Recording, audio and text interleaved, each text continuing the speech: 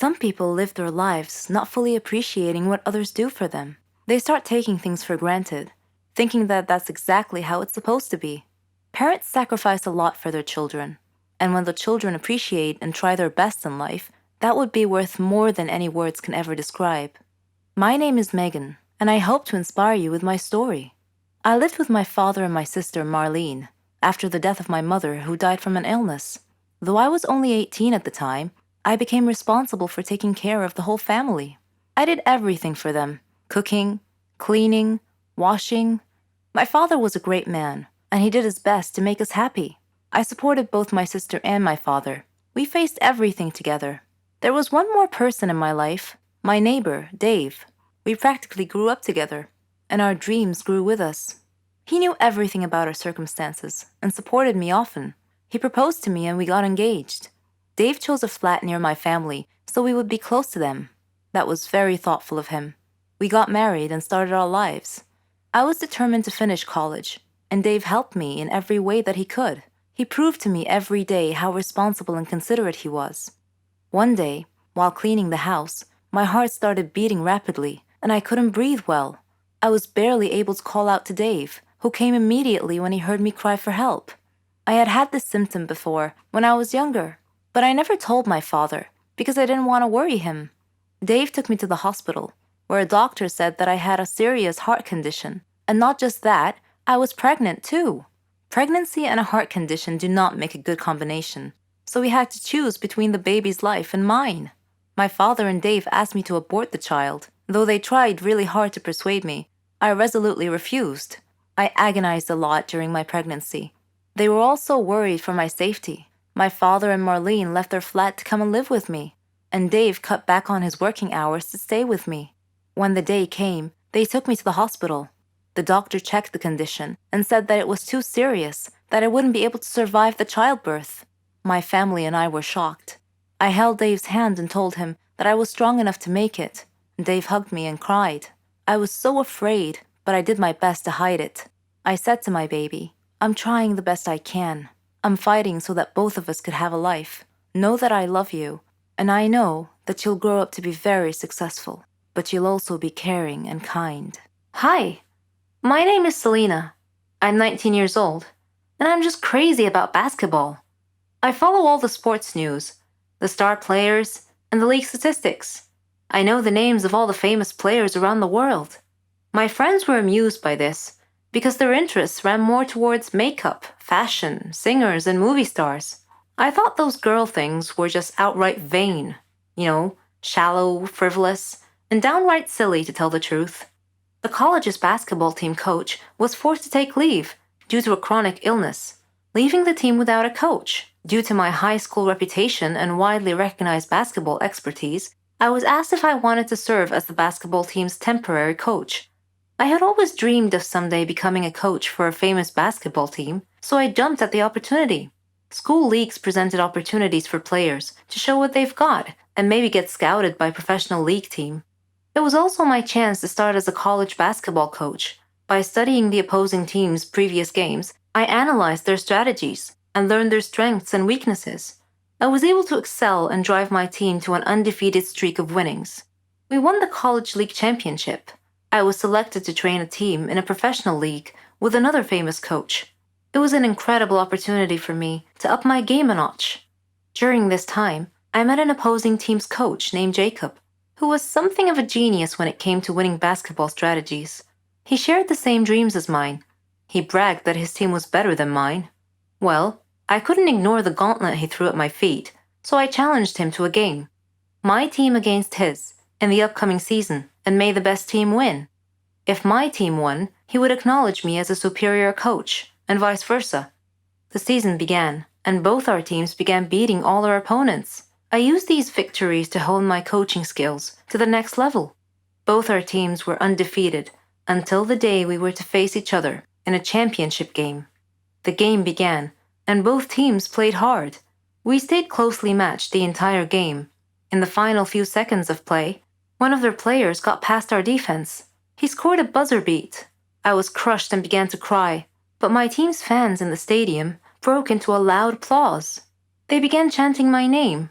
acknowledging that I have given them a great competitive, entertaining game. Jacob came over to me. I figured he came to gloat, but instead, he got down on one knee and presented me with an engagement ring.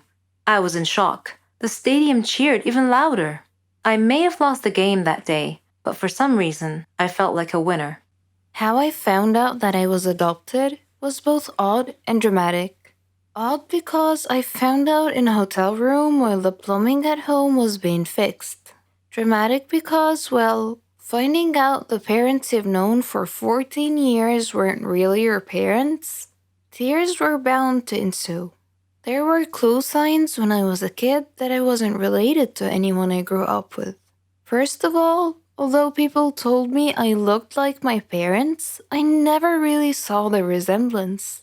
Second, prior to my first birthday, I didn't really have any pictures of me as a toddler.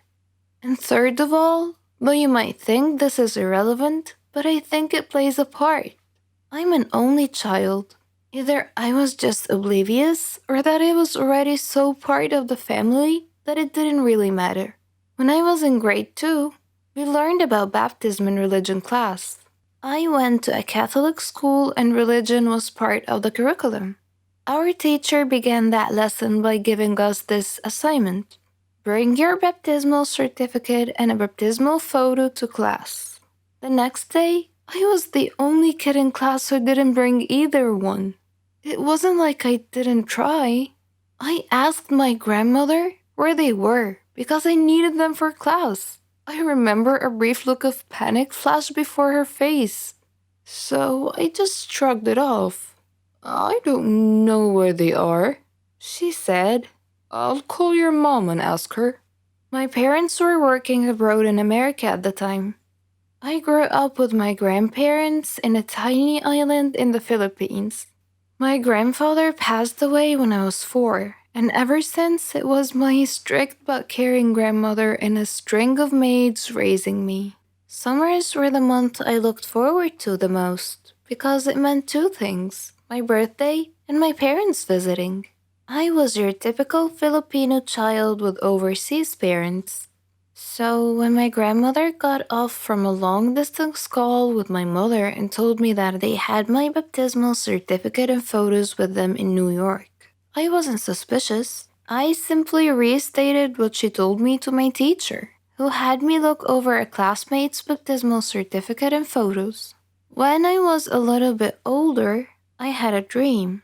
I'm the type of person who remembers her dreams. So this particular dream had stayed with me for so many years. Even now, I still remember it. I was at home in the living room, playing with my favorite dollhouse. A woman entered the picture.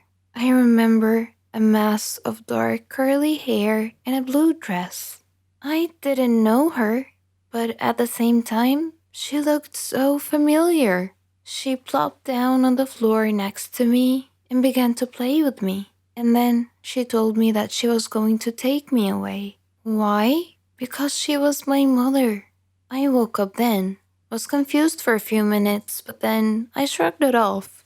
I must have been watching too much of my grandmother's dramatic soap operas. My father returned to the Philippines to help raise me when I turned 10. I was never particularly close to him anyways. I didn't talk to him much and I avoided spending time with him. Looking back now, I realized that I gave him such a hard time when he was only trying to be a good dad. I have to admire him for never giving up. In those years, I slowly became a daddy's girl, and I still am. He's serious and strict, but has his funny moments. My mother remained in New York, but now tried her very best to visit twice a year rather than once. In 6th grade, again in religion class, we were taught that names were important. They gave us our identities. What did our names mean? How did our parents come to name us? We looked up our names in a dictionary. Mine meant woman of purity. Another definition said simple. That night, I asked my grandmother to call my mother long distance so I could ask her why she gave me my name. Why did you choose my name? I asked her. pencil poised on the page of my religion notebook, ready to take notes. "Why did I choose your name?" she repeated. "Yeah," I replied. "I looked up my name and it said woman of purity and simplicity. So why did you choose my name?" She was silent for a moment before saying, "I don't know. Let me call you back." We said goodbyes and we hung up. I thought that was odd, but I shrugged it off. It was no big deal. If you're still interested in how I found out I was adopted, or why did my mom choose my name, stay tuned for the second part. Let me be honest with you guys. I'm not a fan of first dates. I've only had a couple of good first dates, others are plain disasters. However, from time to time, I like to get on Tinder and swipe between pictures. Tinder dates always turn into funny stories, sometimes even spooky ones. My guy best friend Ryan and I decided to go on a few Tinder dates just for the fun of it. Before we went out, we would always agree on a safe word, and that word was hot dog.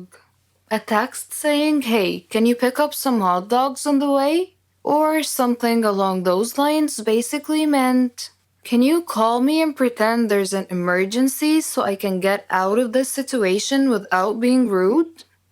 We had a lot of safe words meaning different things, and had an unspoken rule that every time we were on a date, we would let the other person know. I met this guy called Brandon on the application. We had a few good chats and decided to go out for brunch. I called Ryan and I let him know that I'll be having brunch with this Brandon guy. I'm not a supermodel, but I'm a bit too picky when it comes to first date outfits. I dived into my closet and decided to wear a bright pink off-shoulders blouse and a tiny little white skirt. And of course, my signature mermaid hue high heels. Brandon texted me saying he knows of a nice Italian restaurant. Despite the fact that we were going out for brunch, I somehow agreed to Italian. The guy comes to pick me up for our brunch date. He looks nice with lots of black on. He says he needs to make a stop along the way. I couldn't really seem to disagree. I mean, he clearly forgot to buy me flowers. So I say it's fine and he can make a stop along the way. He pulls up to a gravesite and I see people and I'm like, okay, maybe he's picking something up from someone, or maybe he works here and needs to do something. What was really going through my mind though is what the heck is he doing and why is he bringing me to a gravesite on a first date? I just waited in the car, especially since there's mourning people nearby and I'm wearing a bright pink outfit. He gets out of the car and opens up the passenger side door. I tell him something along the lines of, "I don't want to draw attention to myself and I'll just wait here." And he says something along the lines of, "Don't worry, you look great. They will love you." Despite my pink outfit and my high heels, Brandon was very well built. He was very tall and had broad shoulders. One could easily tell that he is into martial arts. So I wasn't very worried about my safety. However, I was really worried about his mental health. I'm not even kidding. I was so very curious about what on earth were we doing there at 10 a.m. on a first date. And who is they, as in, they love you. Okay, so the next part is a bit hard to define whether it was creepy, surreal, or a prank show. It was his mother's funeral. I stood next to a group of weeping people watching as my date's mother was lowered into the ground. Needless to say, it was really, really awkward, especially since he kept trying to hold my hand and nuzzle me for comfort.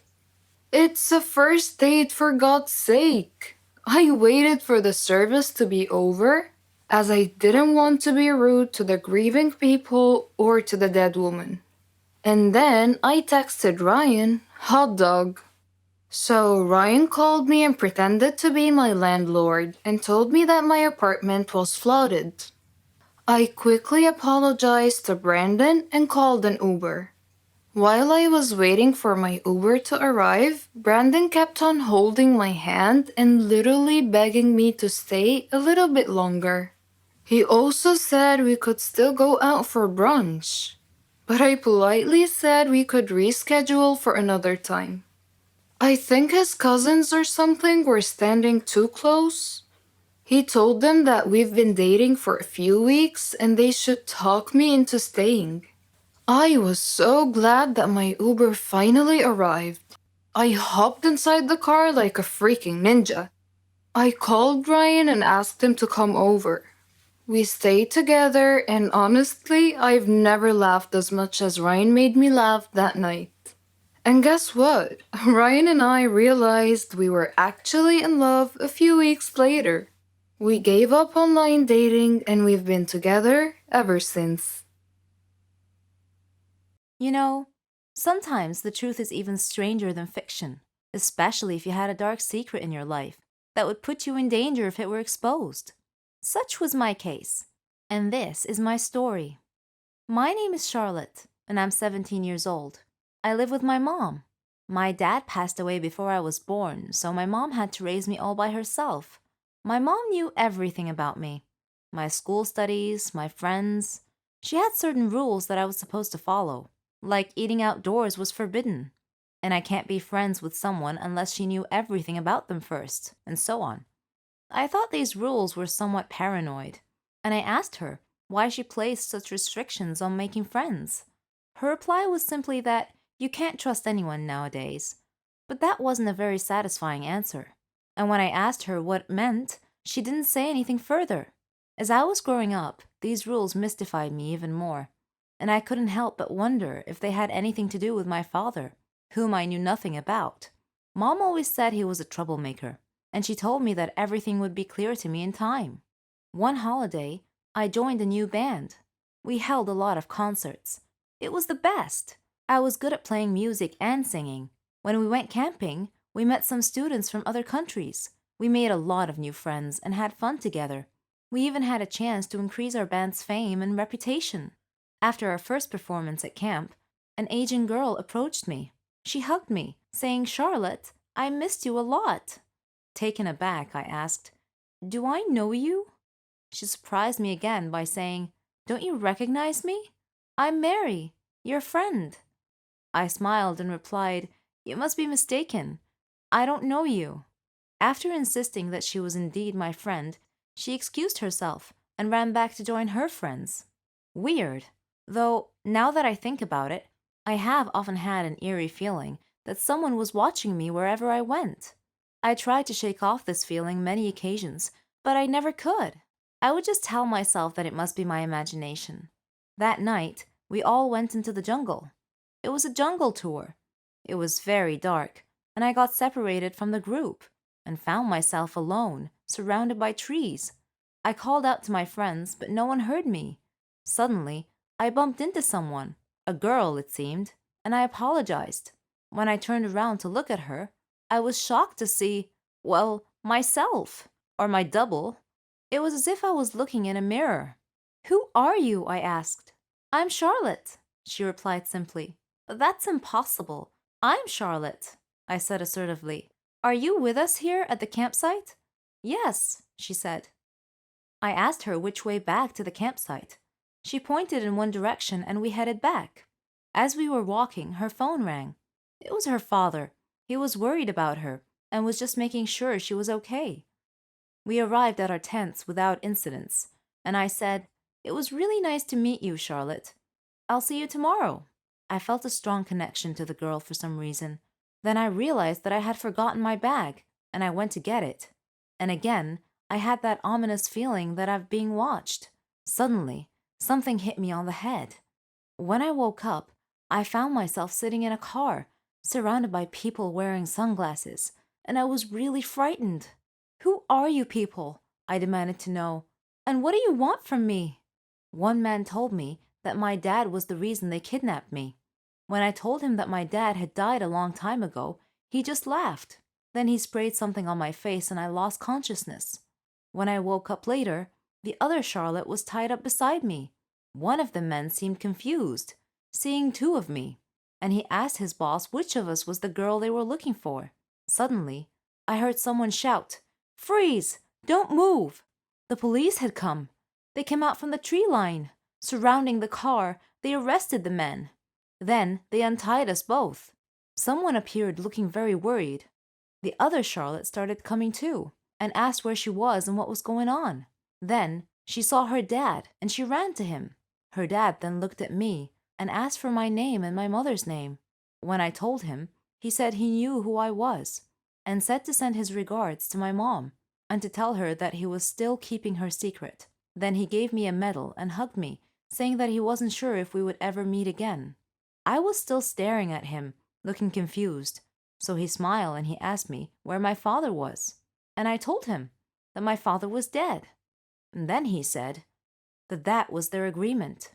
He and my mom, that he was only trying to protect me and the other Charlotte, who happened to be my twin sister. He said he got into some trouble in his line of work. Some people threatened to kill us, so he and my mom decided to split us up. She took you, and I took your twin sister, he said. We did this to keep you safe. I named your twin Charlotte, just the same as you. I was still feeling a bit overwhelmed at this point. This was preposterous. I couldn't believe it. Suddenly, I heard someone calling me. "Charlotte, wake up! It's time for a trip. You must have been having a nightmare because you were screaming." I woke up to find myself in the tent with my friend. When I went outside the tent, I stopped. Right in front of me, staring me in the eyes, was a girl who was my mirror image. There are different kinds of pranks. Some are funny, some are boring, and some have serious consequences. My small innocent prank turned into a horror movie. Let me tell you why. My name is Anita, and I'm 14 years old. I live with my parents and my brother Victor. Victor is 3 years younger than me. We are also close friends. I love reading, writing stories, and most of all, playing pranks on people. I just love to do it. Victor was the cowardly sort, afraid of his own shadow, so I always played pranks on him. His terrified reactions always made me laugh. Whenever he would try to play a prank on me in retaliation, though, I would always see through it immediately. My parents used to spend Halloween at my aunt's house. So, one day, I decided to scare him by dressing up like a ghost and hiding in his closet. When he came home and called for me, I didn't reply. He entered his room and opened his closet to hang his coat, only to be confronted by me jumping out and screaming "boo" in his face. He leapt backwards, wide-eyed and terrified. He screamed like a girl. I was rolling on the floor, laughing. If he wasn't such a coward, I wouldn't have had any fun at home. "One day," he joked, "your pranks are going to be the death of me." When he turned 17, Victor received a scholarship to the state university. I saw him off with tears in my eyes, hugged him, and gave him a present marked "Don't open until you arrive at your dormitory." Shortly after he arrived, he video called. He had blue powder all over his face and looked hilarious. He said, "Very funny, ha ha ha. You have to stop these pranks, sis. We're too old for this stuff now." Oh, how I missed him. I laughed. With him gone, everything was so boring. When October came and Halloween was only a few days away, the doorbell rang, and I opened the door to find a letter lying on our doorstep. I opened it and found a picture of Victor.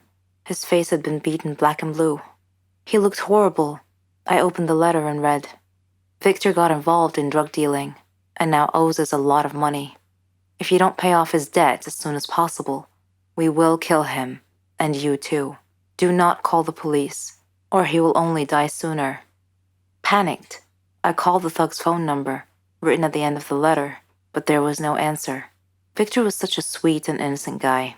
I couldn't believe he had gotten himself involved in drug dealing.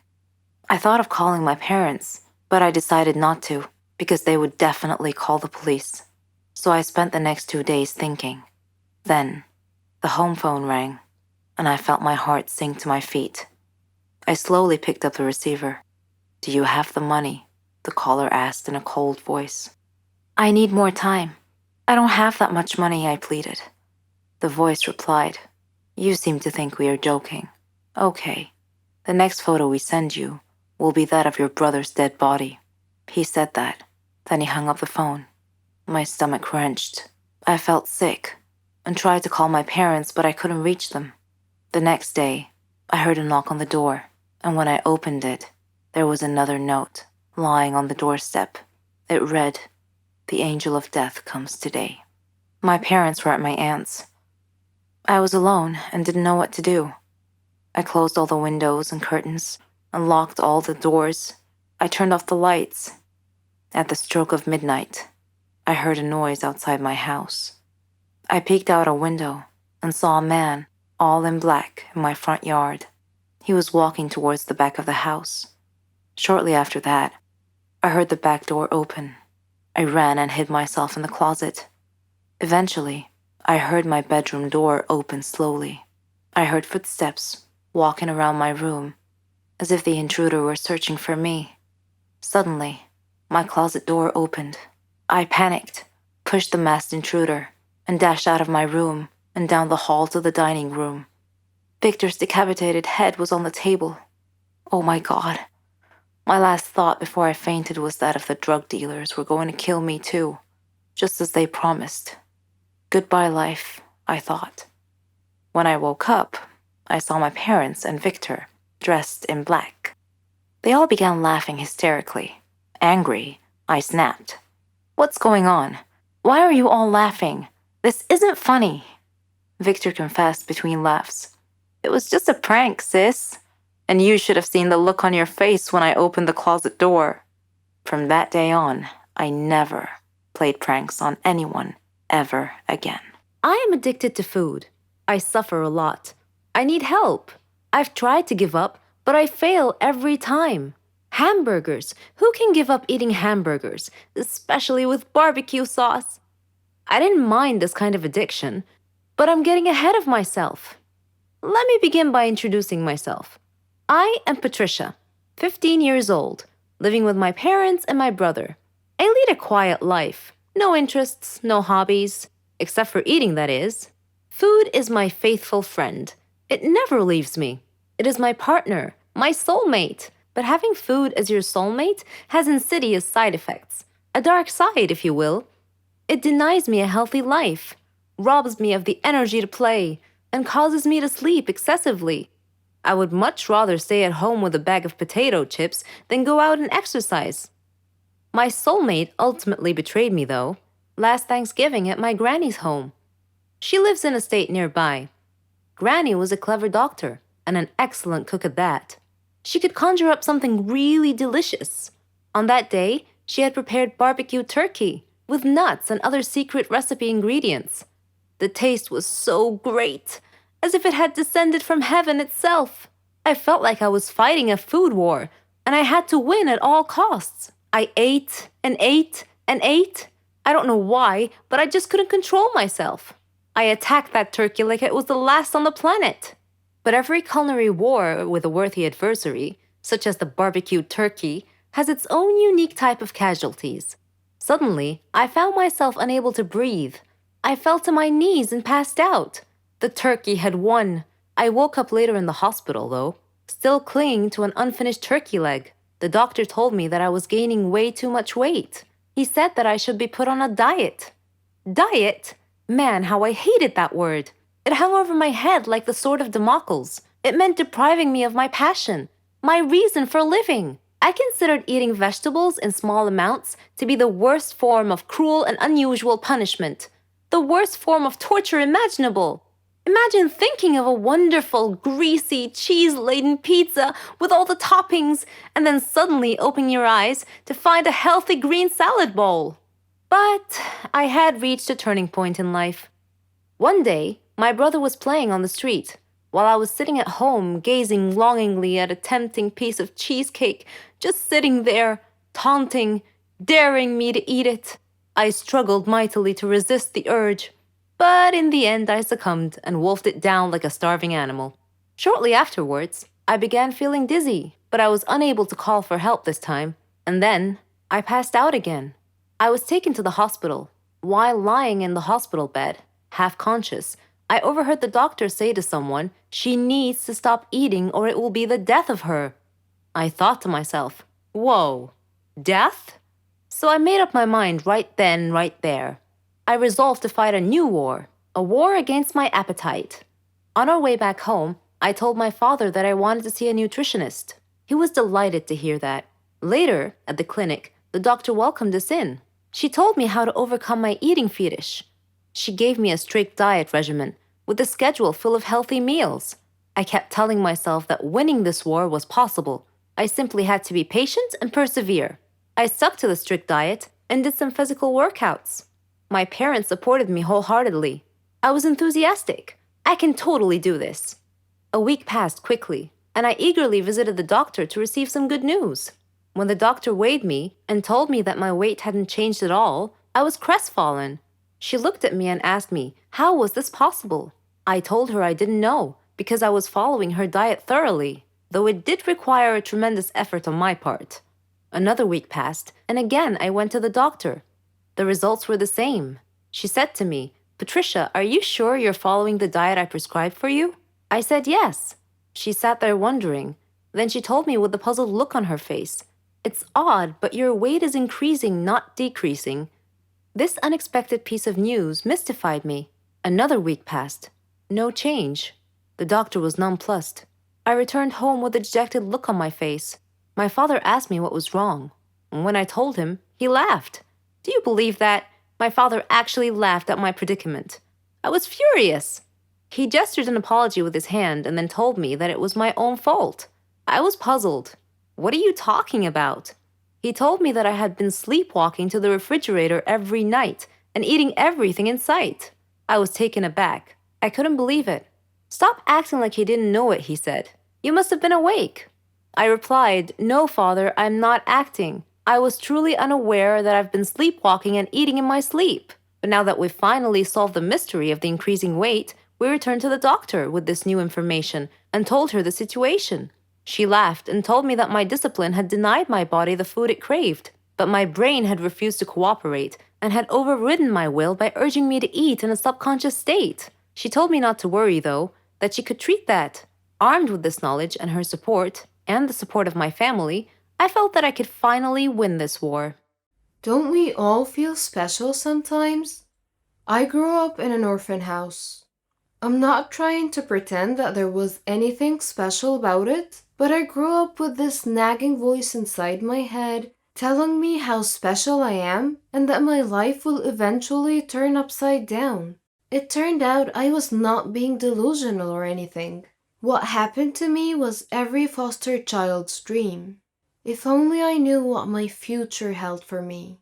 My mom, dad, and twin sister committed suicide in 1992. I was saved by my extended family, only to get abandoned later. I was disowned, not because two of the wealthiest families in the city couldn't raise me, but because I was a curse for their reputation.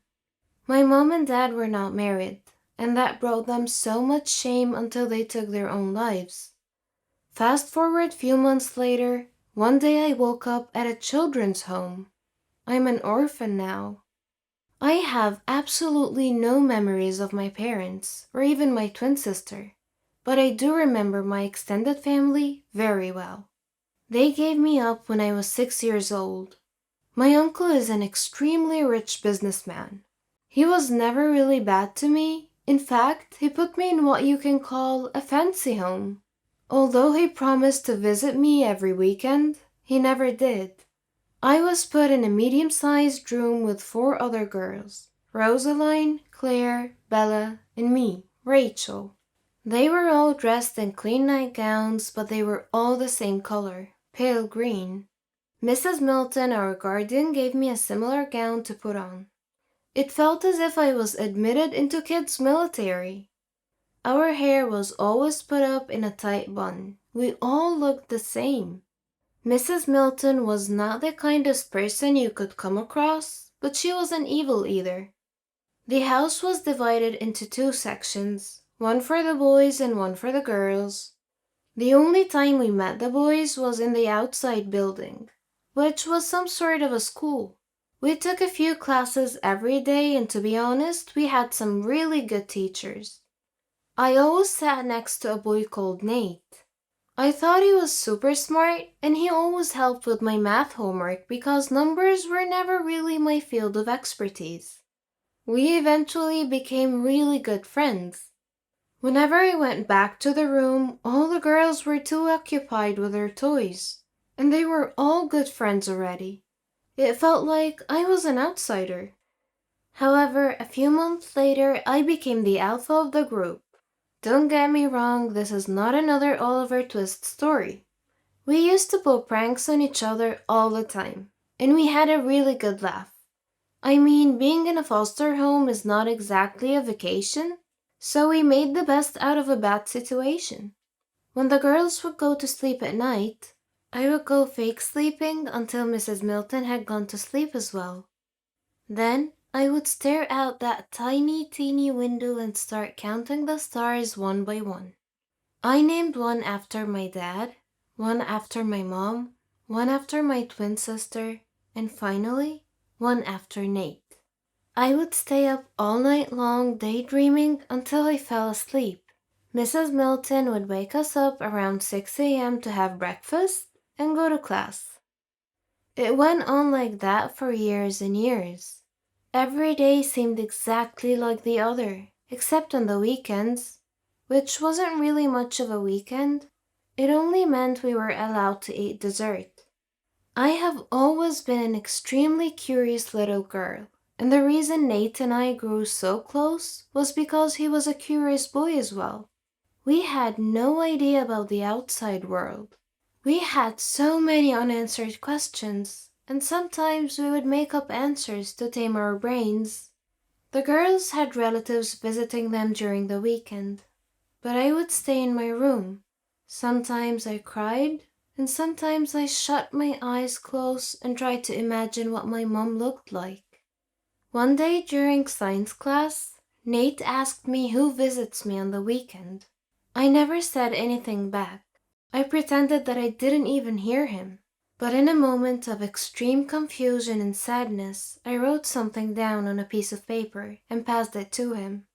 It said, "Let's get out of here." We were 12 years old at the time. I didn't care about the consequences at all. All I cared about was getting outside of here and exploring what was happening in the outside world.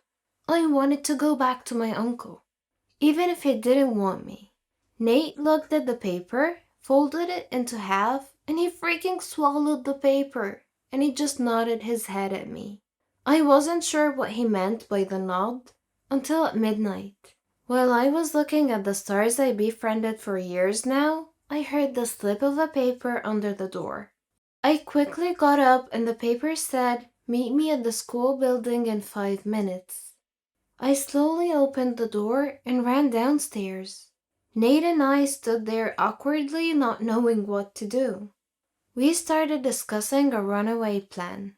But seriously though, what could two kids do to escape a fully guarded huge building? We were smarter than any of you would think. For the next week, we studied every movement happening around the place.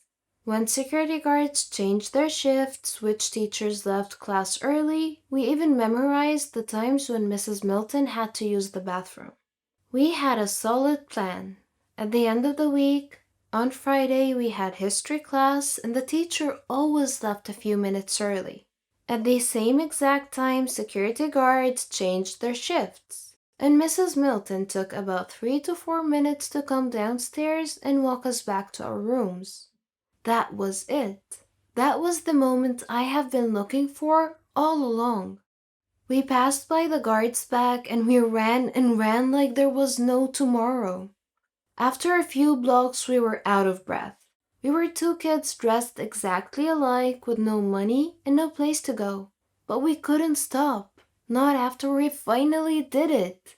We kept on walking and walking until it was night. I looked up at the sky and I could not believe my eyes. The sky had endless stars. I let my hair down and got rid of that stupid bun I've had for years. I decided that Nate and I could go into a shop and ask for a suitable job that could offer us a place to live and food. Yes, I was that smart, and I still am. So we went into a grocery store owned by an old lady. We told her our story, and what she said back was, "I need to call the police." And so we begged and cried and cried and begged, and the lady had a big heart. She offered us some sandwiches and said we could help deliver groceries around the block. We immediately agreed. Nate and I had to sleep on a blanket inside the store every night. It was not a great situation, but we loved that sense of freedom.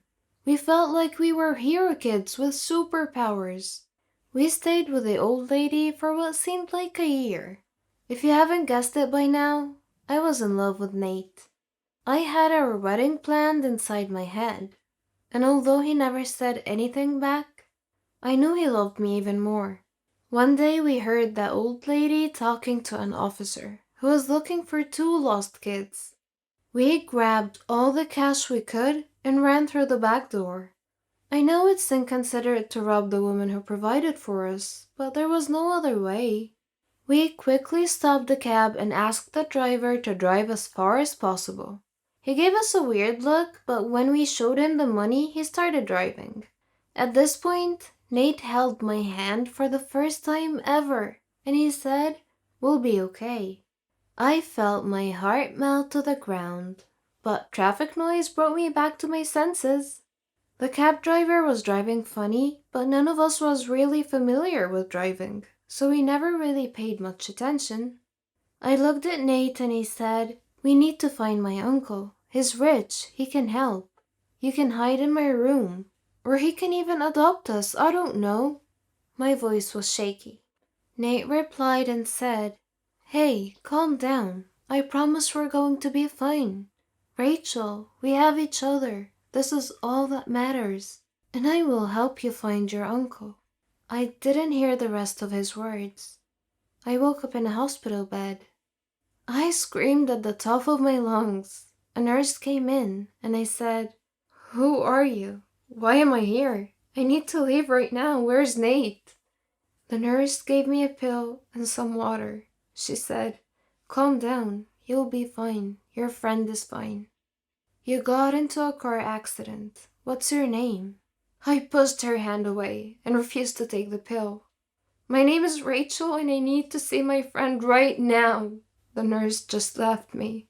Then an officer came in. He started asking questions and I kept asking to see Nate. I never answered any of his questions. I asked him to call the nurse again and she came back. I asked her to help me sit straight because I could barely feel my legs. Maybe I'd been sleeping for too long, I don't know. She just stood there. I looked down and I didn't have legs. What happened?" I asked. "The accident happened, Rachel," the nurse replied. "Now I'm a crippled orphan?" No, that couldn't be true. I'm not sure why, but I was super calm, and I asked, "What happened to my friend?" "He is okay. Where are your parents?" I stared up at the white ceiling and never said anything back. I don't know how, but it was suddenly next day morning and the officer woke me up. I told him the whole story, and I described my uncle and his business name. I needed all the help I could get, but no one was telling me anything about Nate. The doctor explained that I will be able to walk again, but it might take up to a few years. Later that day, my uncle came. I had an ocean of mixed feelings, but my eyes were stoned. I couldn't shed a single tear. The first thing he said was, "Why did you do that to yourself, honey?" He dared to call me honey and to blame me for his own doing. I half smiled and said, "The doctor said I'll walk again. Have you heard anything about my friend?" He told me that Nate had a brain concussion and he's in a coma. And that was when my stone eyes melted. I felt guilty. It was me who made him run away. If it wasn't for me, maybe he would have been fine now. Uncle Todd, could you please call in the doctor for me? I asked. The doctor was very understanding.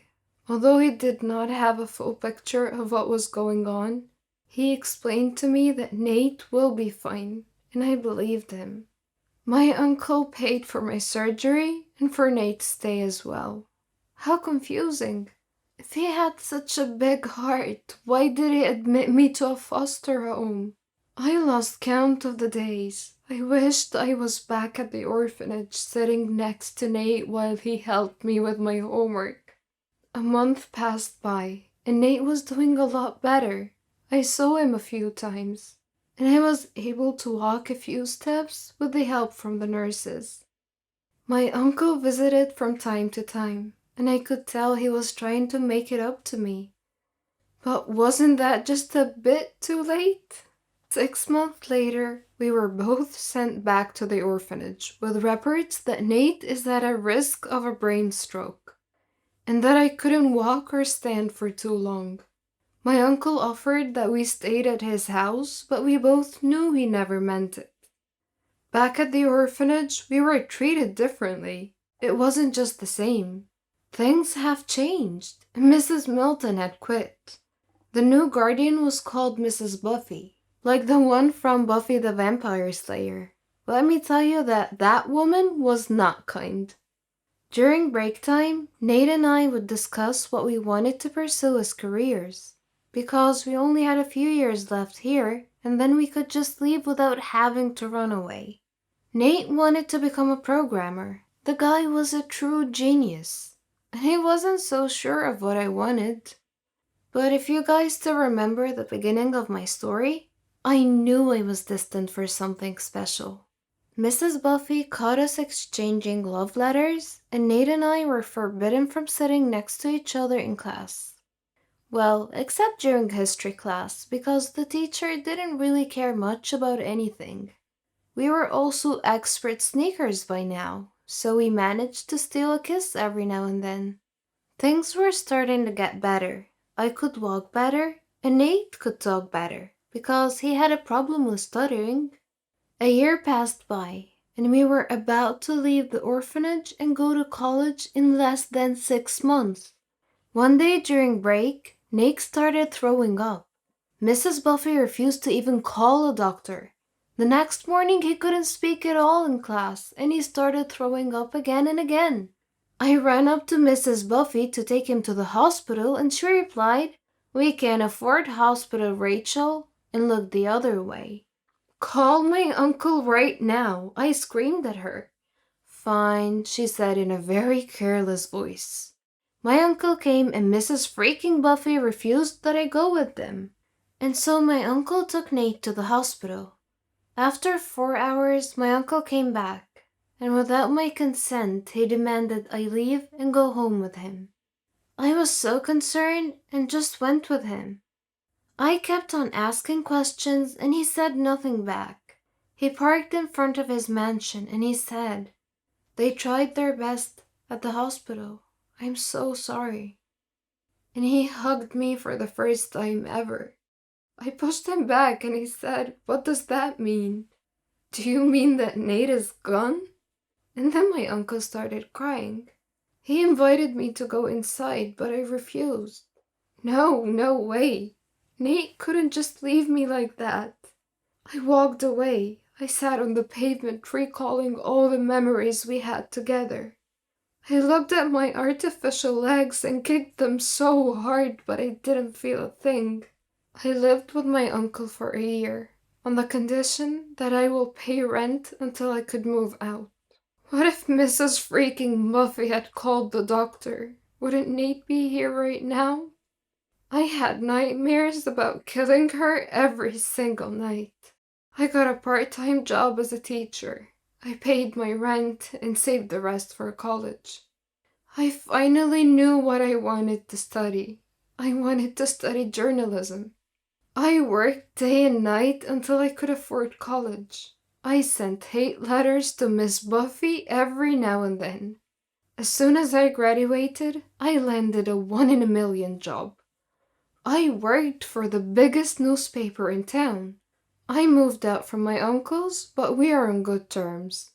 2 years later, I went back to the orphanage, only to find out that another kid had died due to lack of responsibility.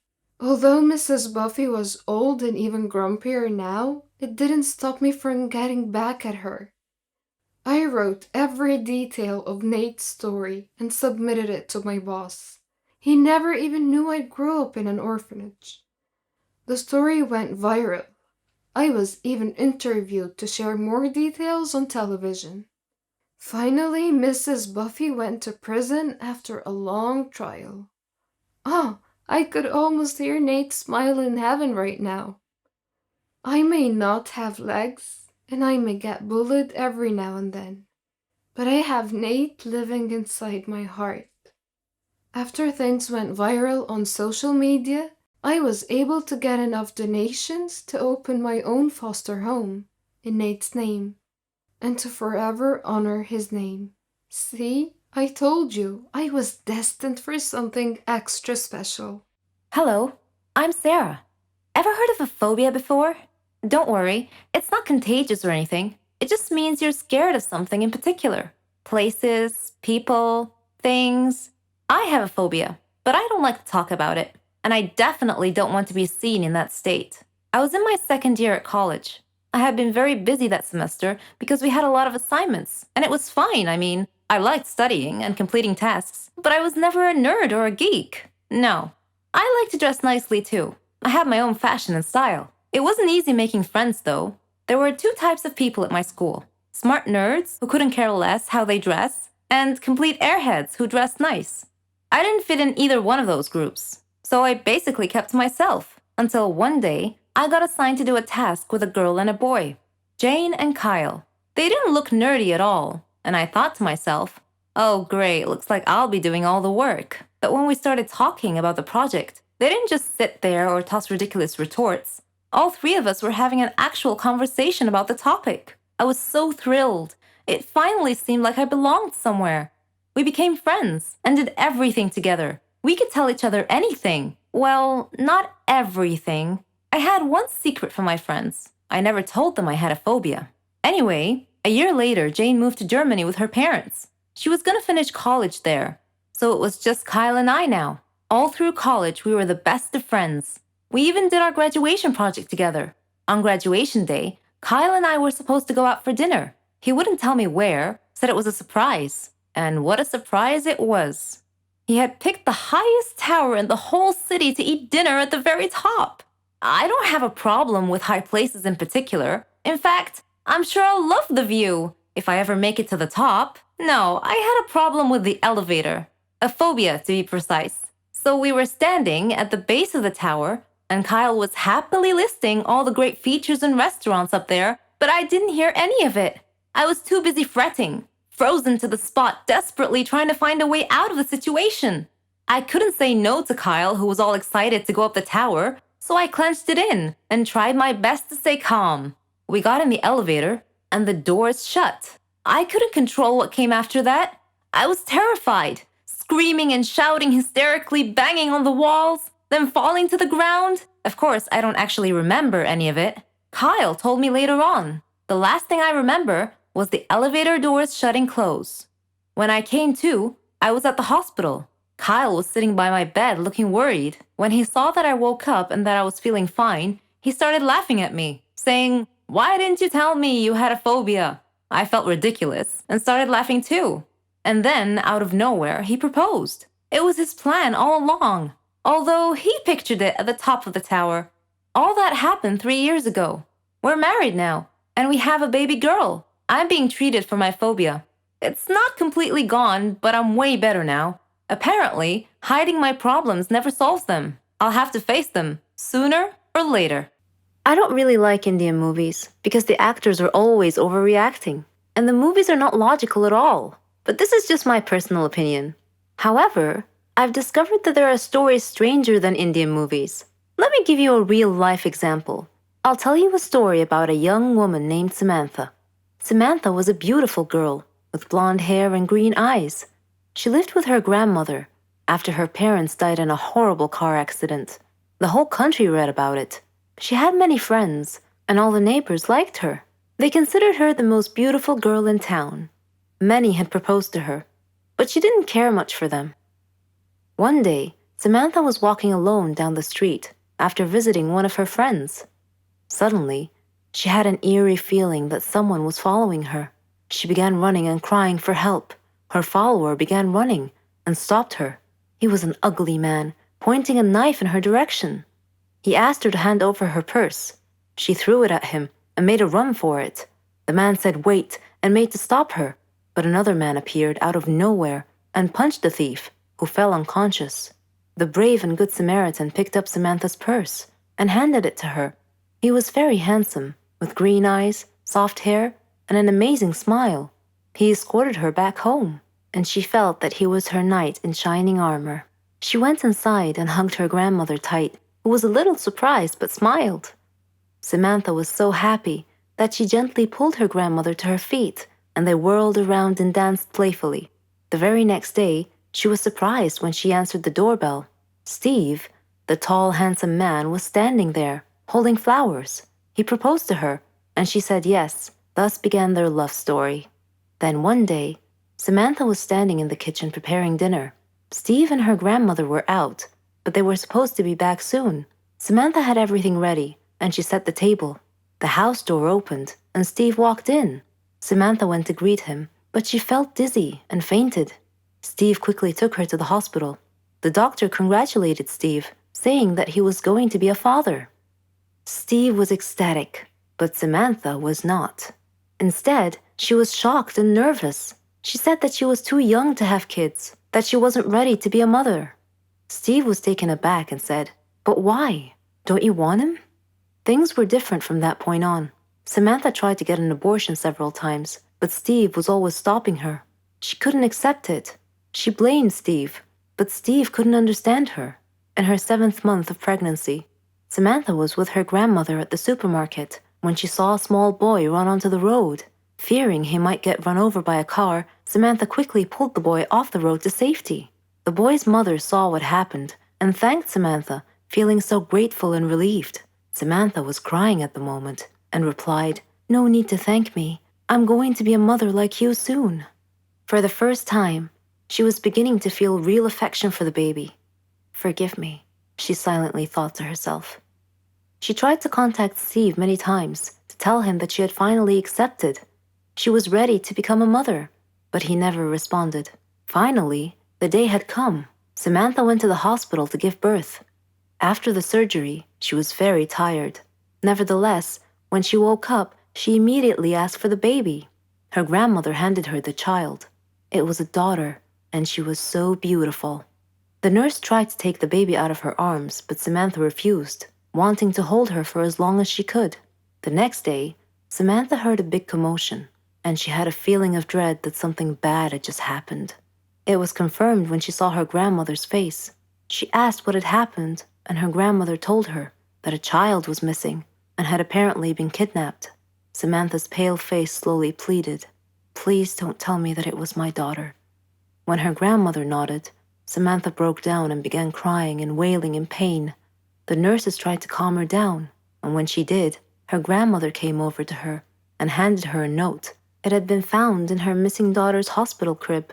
It was in Steve's handwriting. It simply said, "If you don't want her, I do." Then Samantha fainted. For many years, she tried finding her baby, but couldn't. Steve and her daughter had vanished into thin air. She felt as if time had stopped for her, but Steve didn't feel that way. He raised their daughter into a beautiful young woman. He named her Margot. Whenever Margot asked about her mother, Steve would always tell her that her mother was dead, but he often told her stories about her mother and how much he had loved her. Margot's intuition, however, told her that her father wasn't being completely honest with her and that he was hiding some big dark secret. One day, Steve fell ill unexpectedly. He called Margot to him and told her that he was very sick and felt that he was going to die soon. He said that he wanted to reveal a secret that he had long kept from her, that her mother was actually alive and that her name was Samantha. He told her that he had kidnapped her from the hospital at birth because her mother did not want a child. He regretted it and asked Margot to forgive him. He gave her Samantha's address, and soon after, he died. After his death, Margot decided to go looking for her mother. I am Margot, and I am now standing at my mother's address. At her front door, I cannot predict my mother's reaction when she answers the door and I introduce myself as her daughter, but I'm going to hug her and tell her that I've missed her for so long. Before I got on the plane from Barcelona to Tokyo, I emailed the friend I was staying with. Please do not be shocked by my appearance. I look a little bit different. Also, I won't have any money when I arrive. So if you can help me sort it out, that would be great. The stitching on my face looked like someone had killed a black spider but left the corpse there. My appearance was shocking. I gasped with horror whenever I accidentally glimpsed at myself in the mirror. And that was before I even registered that it was me looking back. My face got worse on the plane ride to Tokyo. Whether it was just the cabin pressure or the time that was the bruises take to bloom, but my friend meeting me at a hotel in Tokyo blanched when he saw me. My eyes were black and swollen shut. One side of my face was also swollen and bruised, and a long line of black, badly stitched thread ran down my right temple to my brow. I had been assaulted and robbed in Barcelona a few days before, which resulted in 2 black eyes, a swollen jaw, and a fractured skull, now dented and stitched together by an exhausted intern who would never win a prize for the neatness of his craft work. My friend in Tokyo was a lawyer who dealt with the complexities of transitional airline leases and wore tailored suits. We made an odd-looking couple as we went from bank to bank with my passport, trying to get money out or get money wired or just access it somehow. In his flawless Japanese, he negotiated on my behalf as I stood there, my face a grotesque mask. But each time we were rebuffed. In a chilled Starbucks, my friend brought me an iced coffee, which I drank through my straw, and my jaw still hurt, and said, "The people in the bank probably think I beat you up, and I'm trying to drain your bank accounts. That's what it looks like." We tried one more bank, and when they said no, tears burst with some difficulty from my swollen eyes. And the sight might have been so weird and sad that they finally said yes. The rest of the time in Tokyo, I didn't leave my friend's flat. I was anxious and exhausted, and had started to dream of the assault in shattered and jumbled fragments. In the day when I should have been exploring Tokyo, I lay on the couch in the cool dark flat and watched reruns of the Dawson's Creek. I think the person who invented horror movies must have had real psychological problems. What benefit is there spending hours watching vampires, werewolves, decapitated heads with arteries spurting blood?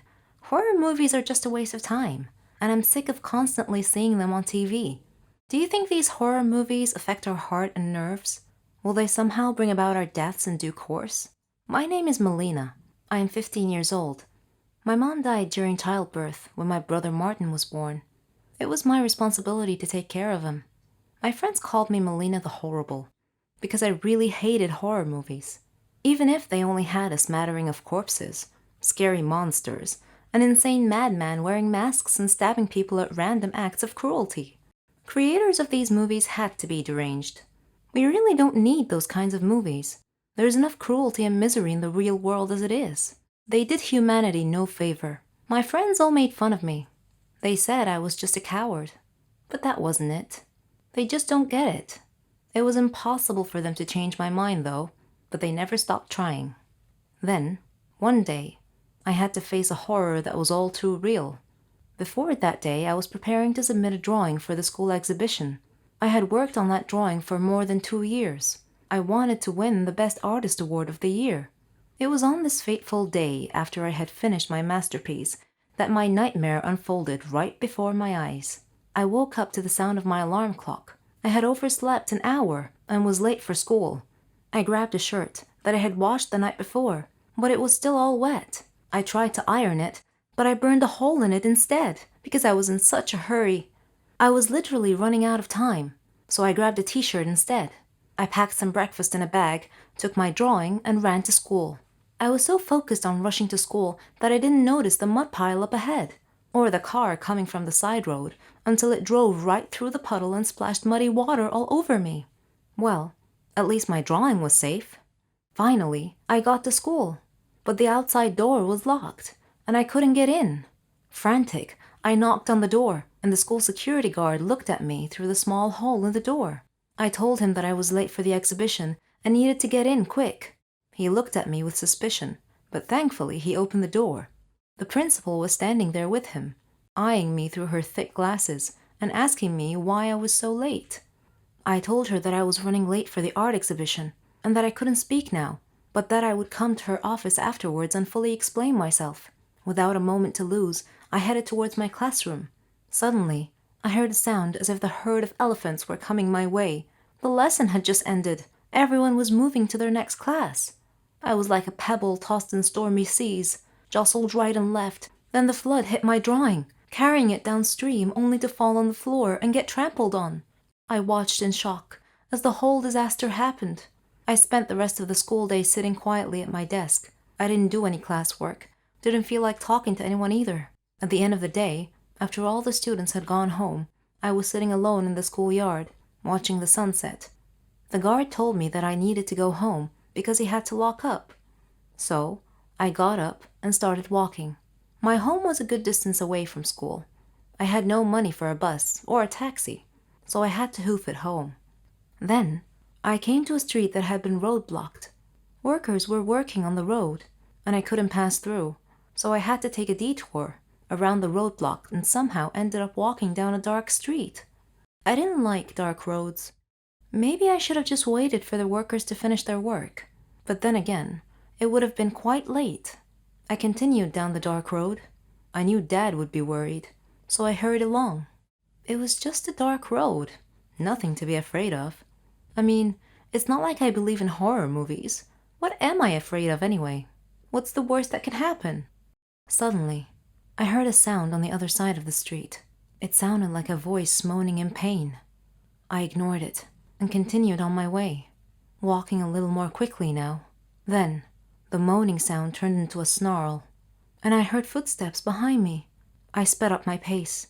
I imagined the dark shadow following me, was gaining in on me, getting closer and closer. Could it be a ghost? A dead spirit?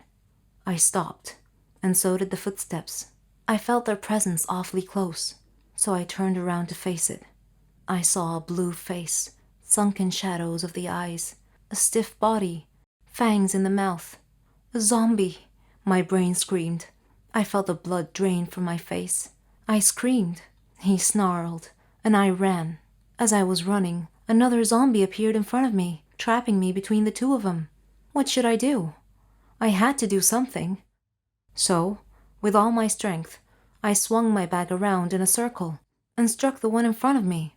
He fell to the ground, and I ran past him, and I heard snarling again on the other side of the street. This must be a dream, I thought, but unfortunately, it was all too real. I kept running. Groups of zombies were gathering everywhere. Their appearances were disgusting and terrifying at the same time. I never want to see horror movies, but now they had decided to come to me instead. I ran, fell down, got back up, and ran some more. The street seemed really long. Suddenly, I saw a huge zombie crossing the road and getting in front of me. He was larger than the rest and had a large hunting knife stuck in his head. I screamed and fell down, slowly moving backwards, trying to keep my distance from him. Soon, I was surrounded by two of them again. This really wasn't my day at all, and it was going to end up with me being zombie meal. I thought of Dad and my friends and what they would think about me being eaten by the thing I despise most. Zombies broke out through the hedges and surrounded me. The big zombie pulled the knife out of his head and prepared to stab me, but I made the heroic effort and grabbed the knife from his hand and stabbed him with it instead. But the knife crumbled. It was paper, and unexpectedly, all the zombies gathered round and removed their faces, and all my friends shouted, "Happy Halloween!" I was angry and mortified, and relieved. They praised me for my courage and apologized for pranking me.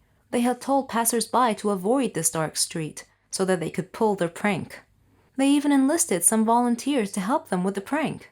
I was still in mild shock, waiting for my breathing and heartbeat rates to return to normal. To comfort me, they presented me with a zombie doll as a memento of this night. After I finally got home, I told Dad about the whole thing, and he rolled over the floor laughing. I was so glad this day was over. I was right. None of it was real. Just that second, something made me glance at the zombie doll, and it turned its head to stare at me. Oh my goodness, what have I done? I woke up beside a famous pop star, and do you know what the first thing that came into my mind? My best friend is going to kill me. I know you're probably wondering, so I'll just start telling the story. My name is Ella, and I'm a daycare teacher. I teach kids 4 to 5 years old, and I love my job. I don't have a family because I grew up in an orphanage, and being surrounded by kids makes me feel so happy and alive. I do have a best friend though. Her name is Rachel. She's the only family I have. I'm lucky because her family treats me as their own. But one day, something happened that ruined our friendship. I was so devastated. Do you believe that people do not remember what they're doing when they're drunk? Yeah, I don't believe that either. I think that you still have at least some control even if you're drunk. But I guess I was wrong. It all happened at the birthday party of my best friend Rachel. Rachel is obsessed with her childhood friend who turned into a famous pop star, Daniel. She wanted to celebrate her birthday at his lake house 2 hours away from the city. And I do not think it is a good idea. Maybe because I'm not really a party person and I prefer intimate gatherings. Also, I know her motivation is backwards. She wanted to use Daniel's lake house because she's got this idea that when he finally arrives at 12 midnight, she would confess her feelings for him. And she actually thinks that he'll feel the same way about her. And then they will have a happily ever after. Don't get me wrong, I want her to be happy. And I don't know why I do not like that idea. Maybe I'm just afraid that I will be left alone when that happens. Or maybe I just don't want to see her making a fool of herself. But anyways, I decided to support, like always. On the day of the party, we had a few friends come over. There was dancing, drinking, party games, and so on. I'm glad everyone was having a really great time. I looked for Rachel because she was nowhere to be found. And then I found her in one of the rooms where she is staring at a beautiful royal blue dress that she said she'll be wearing at midnight. For what? For her special moment with Danielle, of course. I'm not gonna deny it, I wanted to roll my eyes, but I love her too much. I really don't want her to get hurt. I asked Rachel to come out of the room and join the people who came all the way from the city just to celebrate with her.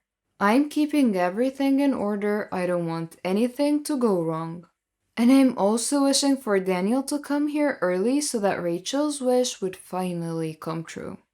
One of our friends gave us a shot glass and poured drinks. I don't really drink, but I gave in for just one shot since this is Rachel's night. And that is the last thing I remember. I heard Rachel's voice saying, "One shot and she's out." Well, yeah, that is me. Next thing I know, I woke up beside the famous pop star, Daniel, in his bed. And the weirdest thing for me is, I was wearing Rachel's blue dress. I woke Daniel up and asked him immediately, "What happened?" He stood up, put on his shirt, and opened the curtain for some light, then sat down on the couch and said, "Oh, you really do not remember?" I really do not have any idea what is going on. I asked him if he knows where my phone is. All I wanted to do was call Rachel to ask if she has any idea what happened and why the heck am I wearing her dress? And how come I'm in the city? Daniel started narrating what happened, and I couldn't believe the craziness that took place last night. He said that he arrived at 12 midnight very quietly. He did not enter the front door because he did not want to attract a lot of attention. He said that the party was fun as it was anyway. Then he immediately went to his room to freshen up so he could join the party and look for Rachel. But that was when he saw me. We've never really met before, and at first he thought that I was Rachel. But then I introduced myself and very drunkenly said, "Hey you, Rachel is waiting for you. She's sad you didn't come." Then he just laughed. I just had a shower and I was having a hard time zipping my dress up, so I asked him, "Can you zip me up?" And so he did. And then he said I jumped out of the window because I was narrating some children's storybook and I claimed that I could fly. He followed me and saw me unconscious. My head was bleeding, so without getting too much attention, he brought me into his pickup car and decided to drive me to the hospital. While on the way, he was hoping that my head injury was not serious. When we finally arrived at the hospital, the staff got me into a stretcher and they quickly gave me anesthesia and stitches. After a briefly short while, I woke up and I asked where the party was. I guess I was still high with the meds. They said I removed my IV and I ran outside the hospital. Daniel says he called someone to settle the bill because he needed to follow me right away. He went outside to look for me, then he saw me dancing in the middle of the street, causing cars to stop, and got freaked out. Daniel carried me and brought me into the side street, and then I complained that I was so hungry and thirsty. He drove me to the nearest convenience store to buy me some water, and as he was getting water and food for me, I opened almost all of the chips and cookies in the stall and ate them. He apologized to the owner of the store and paid for all of the damages. And then he lost sight of me again. But to his horror, he saw me dancing at the top of a police car. "Ella, come down now," he said in a panic mode. He was able to get me down, but I started throwing stones everywhere while laughing. I don't know why I acted that way, but the way he told the story, it seemed like I was being really crazy. Then he said I threw a stone at the window of a police car, which the police eventually saw. Daniel came to the rescue and apologized. He also promised to settle everything. The police recognized him and they requested a selfie. Good thing that he has so many fans. But then, one unfortunate thing happened. I threw up directly at the police officer's uniform. Daniel grabbed me and drove away as fast as he could. He checked if we were being chased by the police car or not, and he was able to breathe when he realized that they did not follow us. Then I told him that I want to throw up again. He stopped at a nice spot and helped me while I was throwing all of my internal organs out. Then he took care of me. He gave me some water and a tablet for the hangover. He asked if I was doing okay. I said, "I want to lie down." At almost 2 a.m., we were lying down at the back of his pickup car. We were watching the stars and talking about each and everything. He said that I was still drunk at this point, but I was beginning to sober up. He told me how I kept on asking him about his love life and making him admit that he's a womanizer. I don't really remember that part, although I kind of remember the stars and the wind. Or maybe it's the stars in my head right now because it kind of still hurts. And so I asked, "How did we end up here in the city?" "You said you wanted to sleep in a comfortable bed. That's how," he said. He explained that he tried to drive me back to the lake house so he could explain to Rachel and the rest of my friends what happened to me. But then there was a car accident on the way back, so he just decided to go back to the city and put me in his bed. I said thank you and I apologized for all the trouble I've caused him. I told him that, please know that the drunk me is not the real me. My only life is my kids, and I'm happy living like that. Kids? Do you have kids? Are you married? I said no and no. I'm not married, and I do not have kids. The kids I'm referring to are my students. And to my surprise, he let out a huge sigh. Then he said that he should be the one to thank me because he had so much fun. It was such a long time since he had a break, and our night was very interesting to him. I freshened up and I asked him to help me get out of the building because I have a lot of things to settle. There were a lot of people outside his condo building because the news broke that Daniel went home with a girl. And it was such a scandal. Good thing is, his security team helped me get out of the building without anyone noticing me. I went home and Daniel asked some people to get my things from his lake house. After a few hours, I got my phone back. I tried to call Rachel again and again, but she didn't answer. I tried to get some sleep, and then in the afternoon I tried to call Rachel again so I could tell her everything. But of course, she didn't answer. I requested to meet her at our favorite pizza place in a text. It broke my heart when I saw her crying when I told her everything. She was so mad at me. She said that I stole a lot of good moments that she dreamt of having with Danielle. And then she asked, "Why does it have to be you?" I'm sorry I was drunk and high on the meds. I didn't mean for any of this to happen. I asked her what happened when she left me in the room. Daniel told me his side of the story, but I don't really know what happened before he arrived. Rachel said she left me in the room because I said I would like to take a shower. I insisted to be left alone because no one was attending the guests. And that must be the time when Danielle saw me dressing up. I was so sad because he didn't come to my party. And I was looking for you because I needed someone to talk to, but you were nowhere to be found, she said. Now Rachel knows that he came, but he took the wrong princess. I apologized again and again, and I tried to make it clear that what happened was not my intention. But Rachel was really angry with me. She even told me, "I don't want to see your face again, you traitor!" She added, "I do not believe you cannot remember anything. I know you took advantage of the moment." "That is so not true," I yelled, but she already walked out. I went home sad. I lost my friend Rachel.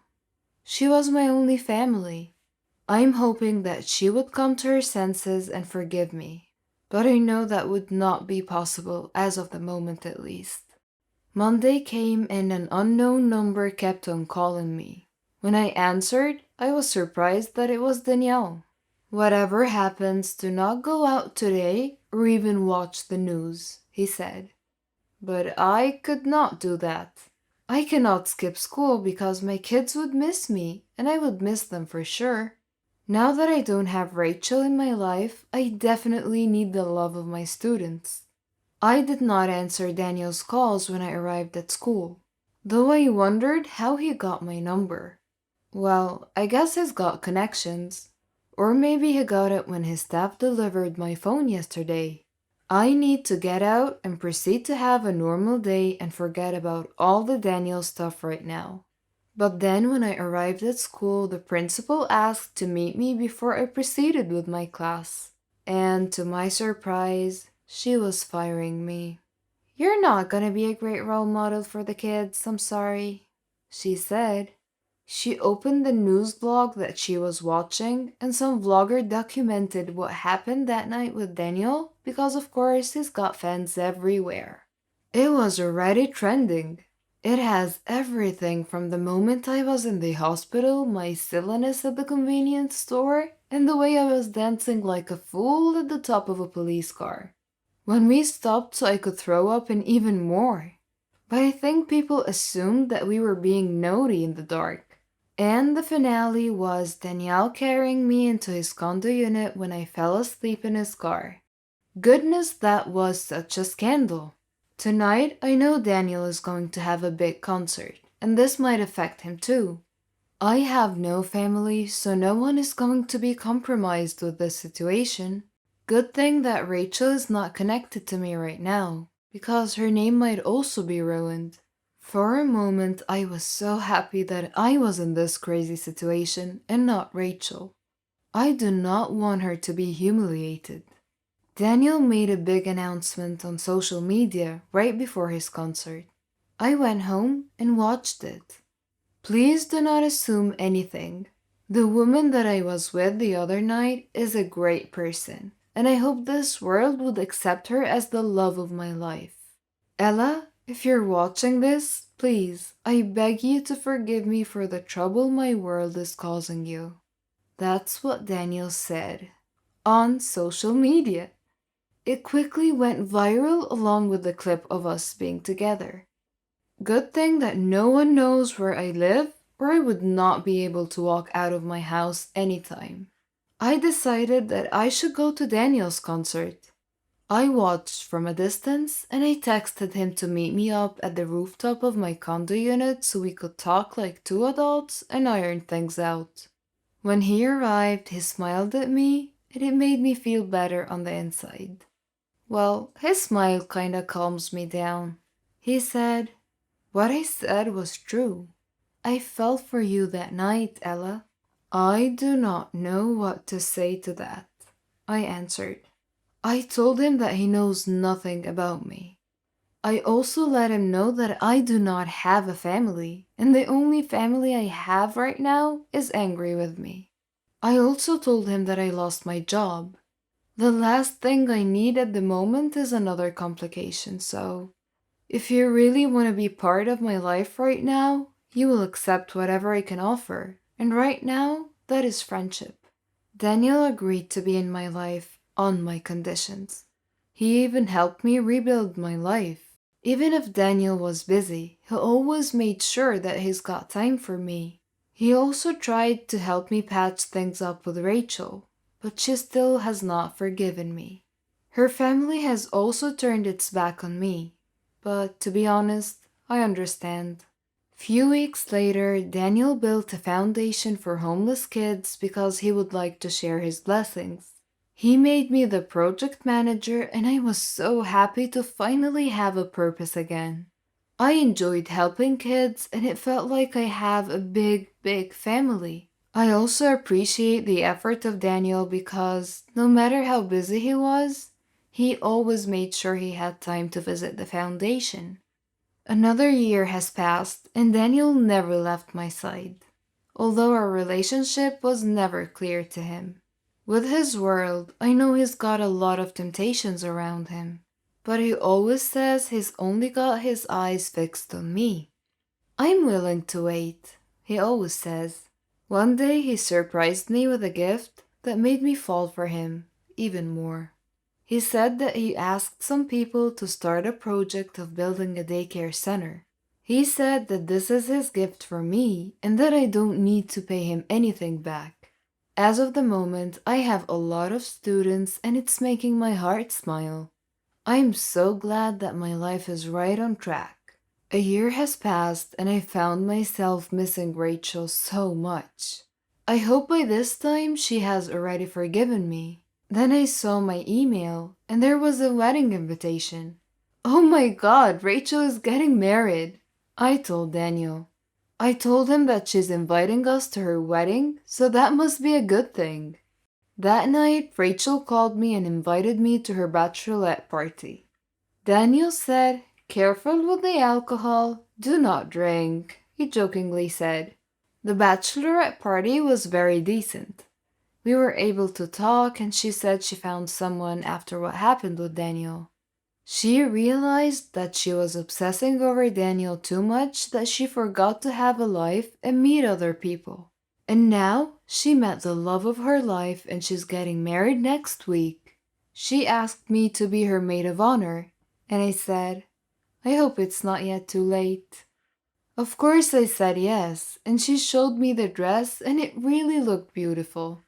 She also asked for forgiveness because I should have been more forgiving. I now understand that you did not plan any of it, she said. She also said that if that did not happen, then she wouldn't have met her husband to be. I'm so happy for Rachel. She's finally gonna have her happily ever after.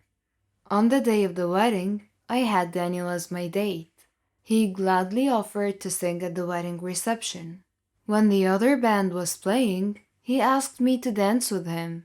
And then he asked me $1 million question.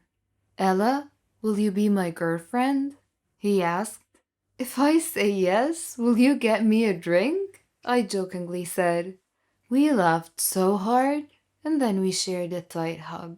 Hey, my name is Monica, and in 5th grade, we went to the Orlando Science Center for a field trip. I was excited for multiple reasons. One, I was a huge science lover. Two, my teacher was an absolute bully whom I hated, and luckily could get away from for most of the day. She would make up lies and get me in trouble with my parents, and then smirk the next day when she saw bruises on me. But lastly, I had found out that the day before my crush and I were going to be in the same group of 7, guided by a parent known for not caring too much about what you do as long as you don't die. My crush Sam was absolutely beautiful, a sweet boy who was blessed well by puberty over the summer. His shoulders wide, his waist slim, his hair was a brilliant ginger shade, complemented by his jade green eyes and cute dark freckles, carefully painted across the bridge of his nose. He was quick on his feet and just as quick to make a joke. And let's be honest, who can resist a cute redhead, boy or girl? Not me. We get off the bus, and Sam and I immediately dive into the beauty that was the Orlando Science Center. I had no idea he was a fellow nerd. We were casual friends, enough not to make things awkward, but not enough to know much about each other. So discovering he adored science was great for me. I remember messing with pulley systems with him, venturing through the human body floor and making terrible puns along the way. He rubbed his hands along the giant ball of electricity on one floor and immediately rubbed it on my head to try and get my hair to stand on end. And I couldn't help but notice how his hand stayed on my collarbone a bit too long after. Lunch came and I looked at my stomach was fluttering the entirety of the trip, and I could even fathom eating with how jittery it was. Mrs. Sargent, my bitch-ass teacher, demanded to know why I wasn't eating, and was unsatisfied by I'm not hungry. You won't get to leave the room until you eat something. Everything. The planetarium is next. You better eat if you want to go and see the movie, she sneered, and stuck to her words, forcing me to down the raisins, I hate them, and chocolate milk, I'm lactose intolerant, but finally I was freed, back to an excited Sam. Now, for anyone who does not know what a planetarium is, it's a giant dome-shaped theater. Imagine walking outside, looking up, and the sky was playing A Bug's Life or something. It was just like that. It was absolutely beautiful. This trip included a showing about the stars above, the constellations, light pollution, all the fun facts. Sam was a huge space lover, planned on working at NASA eventually, and succeeded last time I checked Facebook, and was entirely geeked out about this showing. I was inspired by his love for it and became excited as well. I simply wanted to watch him fawn over the showing. It's too cute when people do that. We found our seats and we were immediately plunged into a darkness I didn't even know was possible. I sat back in the uncomfortable chair, encased in the crazy spins and stomach-lurching turns as the show shot us through the cosmos. The narrator had a smooth, deep voice similar to the great Morgan Freeman himself. But it couldn't trump the soft squeaks my crush expelled as he whispered space facts to me, the cool tip of his nose touching my blushing cheek. He was so close, going on about black holes, tying it all off with an excited, "Isn't it amazing?" whispered in my ear. I mumbled an agreement, my stomach full of butterflies, threatening to burst through the show and disrupt everything. Was it too hot in there, or was it just me? I finally worked up the courage to look at Sam, noses touching. The scene around us lit with thousands of stars, gently illuminating his face, yet reflecting brilliantly in his eyes. After a moment, he whispered, "I think it's beautiful." And I could tell he was not talking about the stars. He moved, millimeters being covered at a snail's pace closer to my mouth. This was going to be my first kiss, and I couldn't imagine a better scene as a kid. Just me, a cute boy, and a sky full of stars. I was so excited. I could feel nerves build up in my throat and the butterflies in my stomach. Wait, no, those were not nerves. Instead, I proceeded to retch, causing Sam to lean away before vomiting in his fucking lap. The heat, fluttering stomach, all the beginning of a stomach bug, which was given fuel when I ate lunch. I vomited in my crushed lap, guys. I honestly hope Sam doesn't remember me like ever. To those asking, I remember this in detail because not only was it so goddamn traumatic, but it was one of the best days of my life as well. It ignited a love for science for me, plus, who could forget an entire day you got to spend with your crush? And yeah, I stalked him on Facebook to see what he does now. Nothing too major, if I remember. He actually simply works at the NASA Visitor Center, helping hosting school trips and stuff, but he still sort of followed his dream. It all happened on my last holiday. It was a terrible experience. It was the worst holiday I have ever had. Me and my friend Renee, we decided to go to New Zealand. We were saving money for a very long time to go on this trip. It was our dream to go to the land of the Lord of the Rings. We had made reservations for flight at the end of July, and from that moment on, everything went wrong. It turned out that the flight was reserved for only one person, simply because a woman at the travel agency didn't understand us very well. I managed to reserve a flight, but a different one, so we couldn't go together. But I thought that it was not a big deal. My friend flew a few hours after me. I was going first. When I arrived at the airport, I was very happy because that meant that my holiday has just started and that nothing else could happen. And I was mistaken. When the hour of my flight was coming, I queued up to the custom clearance. My passport was right, and the next thing I had to do was to go through the metal detector. When I was passing through, it started to beep. I was so scared. I was taken aside immediately, and I felt like a thief. It was terrible. The custom officer had taken me to another room and she told me to undress. I tried to explain that I had a belly ring and maybe it was the cause of the beeping, but she didn't want to listen. I had to undress. They took my clothes somewhere else and I was standing alone in the middle of the room. I was shocked and stressed. The woman came back after about 5 minutes, which seemed to be ages for me. She gave me back my clothes, but I was not allowed to put them on. She checked me one more time with a small metal detector, which was obviously beeping in front of my belly ring. Of course, the custom officials went through all of my things, but they didn't find anything. I was late for my flight, so I had to wait for another one. My friend was supposed to meet me at the airport, and it was me who should be waiting for her. She was terrified that I was not there, but fortunately she decided to wait. After that horrible flight, we met at the airport and we went to our hostel. It turned out that we expected something different, but it was not that bad, and we were too tired to look for something else. New Zealand is the most beautiful country I have ever seen, and we loved everything about it. The people, their customs, their food, basically everything, and the entire environment. We spent 3 weeks there. We had a really good time, but when the time ended, we had to fly back home. I was a little bit scared. This time I decided to remove my belly ring. We came to the airport about 3 hours before the departure time. At the entrance to the airport, we saw an older woman who had a large card with the word written on it with capital letters, Poland. So I came up to her and I started to speak in Polish. She smiled and we started to chat together. When we were just about to leave, she asked me if I could take a box of chocolates with me and give it to her son in Poland. He was supposed to meet me at the airport because she would phone him. And of course I agreed. And then it started again. At the custom clearance, everything was okay. I came through the metal detector and nothing happened. My passport was alright. I was almost free when the custom officer asked me about the chocolates.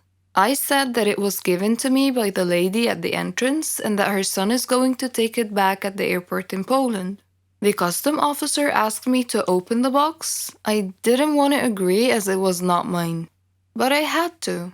It turned out that inside there were not chocolates, but cocaine worth $20,000. I was taken to jail. I spent 2 days there and then everything had been explained. I could come back home and the lady and her son were caught and also taken to jail. I don't have to explain why this was the worst holiday ever. One nice thing about success is seeing all your friends and family being so proud of you and your accomplishments. This mutual respect and appreciation is what real friendship is all about. My story is about success and friendship, and also when two friends become incompatible and no longer go hand in hand. My name is Sherry, and I'm 21 years old. I had a friend named Margot. She wasn't just my friend, she was my best friend, my sister. She meant the world to me. We were alike in so many ways, even in our hobbies, our dreams. After my dad's death, Mom and I moved to Margot's neighborhood, since her mom was my mom's best friend. I was only 3 years old at the time, so Margot and I practically grew up together. At school, we shared the same classes, studied together, and even partnered as lab partners. She and I both aspired to become pharmacists. I struggled through high school, but made it through with Margot's support and encouragement. I didn't have as much freedom and independence as she did, because my mom was too overprotective of me. It was at this point that my story really began. When I decided to join the Faculty of Pharmacy, Margot asked me why I chose that major, and I told her that my dad had died of a malignant disease that had no cure, so it was my dream to find a cure for it, to save lives. I studied hard and successfully enrolled in the Faculty of Pharmacy. Margot was very happy for me, and she promised to keep me focused on discovering that cure for Dad's fatal disease that I so passionately sought. I asked her to stay by my side the whole time, and she was happy to do so. The Faculty of Pharmacy was located abroad, so outside my country. I would be independent, free of Mom's smothering control. Frankly, I looked forward to it. Margot and I found a place to stay near the faculty, at a youth hostel with a group of girls from different countries. Unlike me, Margot was able to easily make friends with them. Our studies weren't easy at first, but we worked hard and muddled through. I was so excited to delve into my research and learn as much as I could. I queried instructors and doctors constantly to expand my knowledge. This was my beginning, and Margot stood by me the whole time. Eventually, we graduated from the faculty and launched our careers. I started at one pharmaceutical company, while she started at another. We were now competitors of a sort. In preparation for my private research, I rented a flat near my company. Margot did the same near hers. She was always asking me how my research was going. She knew I was trying to develop an antibiotic to cure Dad's deadly disease. It wasn't easy, though, because the body's immune system attacked the antibiotic and destroyed it before it could destroy the diseased cells. I had to discover a neutral substance that the immune system wouldn't attack, so that the drug could penetrate into the body far enough to find and destroy the diseased cells via chemical interactions. My first research paper was rejected, but I kept trying, and with each attempt, I would discover something new. During that time, Margot was also busy with her work. One day, she called me. She was crying because she had been fired from her work. They accused her of stealing an important research. I told her that she was so proficient in her work that she should not be sad, but rather should try and get a job at my company. I told her that I would recommend her to my manager. She hugged me and thanked me a lot, and said, "You really are the best friend ever, Sherry." The next day, I told my manager about Margot and said that she was looking for a job and was waiting outside. He interviewed her and gave her a job. I was so happy now. She and I were working at the same company. Margot continued asking me about my research, and I gave her occasional updates. I was hesitant to tell her too much, but then again, she was my best friend after all, so I invited her to my home to tell her about my research. Margot wasn't as happy as I thought she would be to hear about my progress, but I figured that was because of her recent firing. My personal research took all my time. It was even more important than my work. One day, when I reported to work, my manager told me that they didn't need me anymore, that I was being let go, fired. I was shocked and asked why. He said that I was spending too much time at home doing my private research and too little time at work. He told me he had had several letters delivered to my home, instructing me to come back to work, and that I hadn't answered him, and that I had failed to come back to work. He told me that my roommate, Margot, had received the letters on my behalf and had promised to deliver them to me. I was shocked. I told him that she never said anything. Returning home, I confronted Margot and asked why she didn't deliver my boss's letters to me. She acted so apologetic and said that she had received the letters, but she had been so busy that she put them aside and forgotten about them. I forgave her, but I felt that she wasn't being completely honest with me. I brushed it off and told her that being fired would simply free up my time so I could spend more time on my private research. Days later, Margot called me and asked me to come celebrate with her. When I asked her what the occasion was, she said that she had gotten a promotion and taken my place at work, my former job. I was happy for her, but at the same time, I felt that there was something wrong with these circumstances, and that feeling seemed to be growing. Time passed, and my experiments finally met with success. I had succeeded in finding the drug that could destroy the diseased cells. I was over the moon. Dad would have been so proud of me. I called Margot and told her about my discovery, and she said, "Oh, Sherry, you did it! You discovered the cure!" I told her that I planned to present my research to another pharmaceutical company soon, one that was better than my previous one, the one that had fired me. She acted happy for me, but had a strange look on her face. Then I felt sleepy, and I said goodnight. She said she would be staying up for a while, so I just went to sleep. When I woke up the next morning, I found my research area in shambles, and my research data was missing. I woke Margot up and told her that someone had stolen my research last night. She said that's not possible. Who else knew about your research besides you and me? And I said, maybe it was my former manager. Maybe he had somehow guessed that I had made a breakthrough. I don't know. I called the police and reported the break-in and theft of my research data, but they couldn't find any evidence as to who the culprit might be. I returned to my home country disappointed and dejected. I got another job at a company near my house. Many months had passed. I wasn't in touch with Margot anymore. We kind of lost contact somewhere along the way. Then, one day, Mom was watching TV when she suddenly saw a program that was going to discuss a new drug that would treat and cure Dad's malignant disease. They were going to interview the discoverer of the miracle cure. I sat down enthralled. I had to watch it. When the interviewer introduced the guest speaker, it was Margot. I couldn't believe my eyes. It was her. She stole my research. My so-called best friend betrayed me, and I had treated her like a sister. It cut me deep. I took legal actions against her and got my research back and received credit for finding the cure, so that was all okay. But the one thing that could never be fixed, for which there was no cure, was the former relationship between us. She had stabbed me in the back and destroyed my faith in humanity, and I don't think I could ever find a cure for that. I don't follow the news much. International crisis, crimes, kidnapping, all these things just fill me with dismay.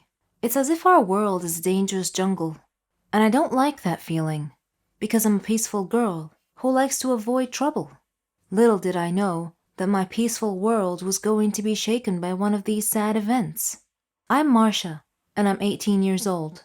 I live with my parents and my little sister Marilyn. My mother often warned me to be alert and avoid dangerous situations. She told me that peaceful people can live in a peaceful world if they choose to do so, but that wasn't entirely true. I was at a friend's birthday party once, and we were laughing, eating, playing, and having a great time. I wasn't paying attention to my phone much, but when I chanced to look at it, I saw that Mom had called me over 1,000,000 times around midnight. She was clearly worried about me being out so late, so I decided that I needed to rush home. I was afraid to take a taxi alone, but I needed to hurry home, so I walked out to the main street, which was very dimly lit, and saw a taxi nearby. But when I got closer to it, I saw that all its windows were tinted, and I didn't feel at ease. I made to look for another one, but then the taxi driver opened the front door and smiled. His elderly age and his friendly smile disarmed me and gave me a lulling sense of security.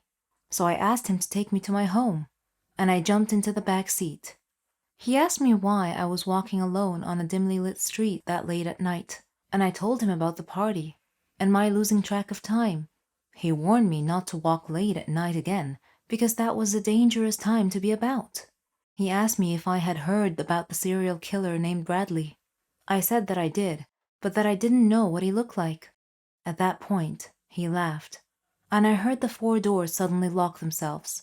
He looked at me and said, "My name is Bradley. Now you know what I look like. It's so nice to meet you." I screamed for him to stop the taxi and let me out. He stated simply that the simple mistakes can have the largest impact on our lives sometimes. He boasted that I would be a perfect addition to complete his skull collection. In a panic, I grabbed his seatbelt and began strangling him with it. I demanded that he stop the car, but he refused.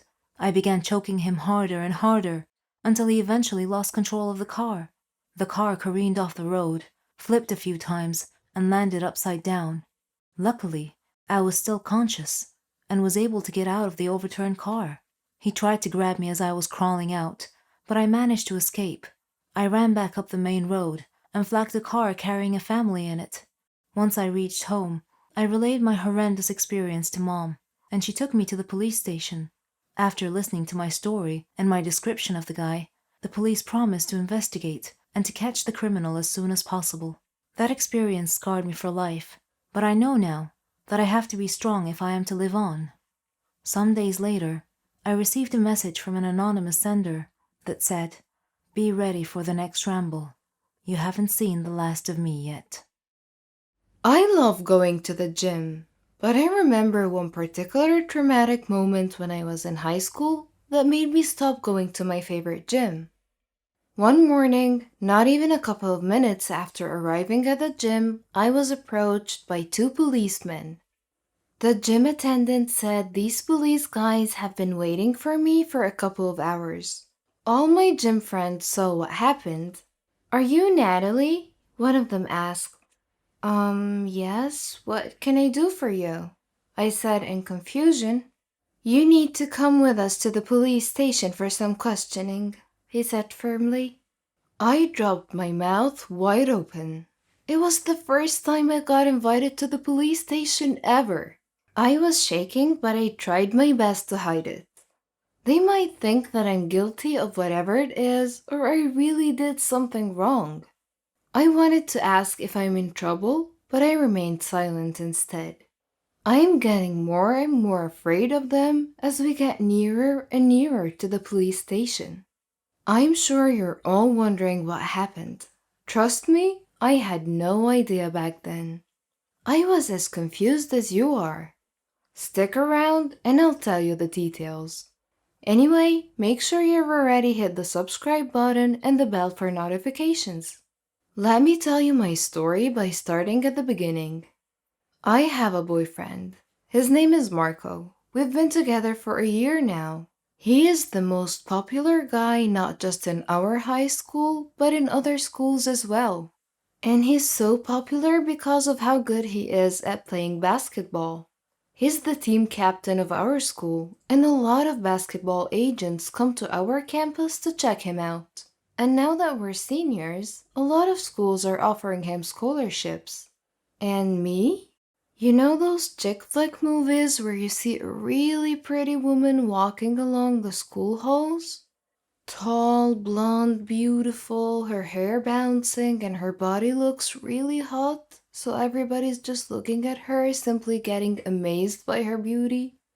Let's say like Regina in Mean Girls. Well, I'm nothing like that. I'm just a plain Jane. Maybe now you're wondering how Marco and I met. Well, we've been neighbors ever since we were 7. I remember the day when they moved into the house next door. My family invited his family over for dinner, and that was the first time we ever hung out together. Hi, he waved at me. I tried to say hi back, but I couldn't get my silly shy self to speak, so I just waved at him. After dinner, they went back to their house because his mother said they still need to unpack their things.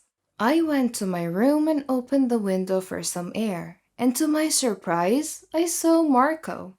He looked at me and smiled. Our bedroom windows faced each other. That's when we started to get really close. We would talk till the wee hours of the night and no one would really notice. It is safe to say that Marco and I started as friends, but just last year, he confessed his feelings for me. And to be honest, I feel the same way about him. And so we started dating. Secretly, though.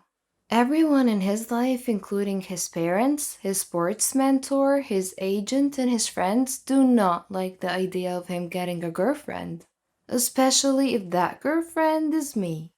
His mom treats me like her own daughter, and she's always reminding Marco to treat me like a sister.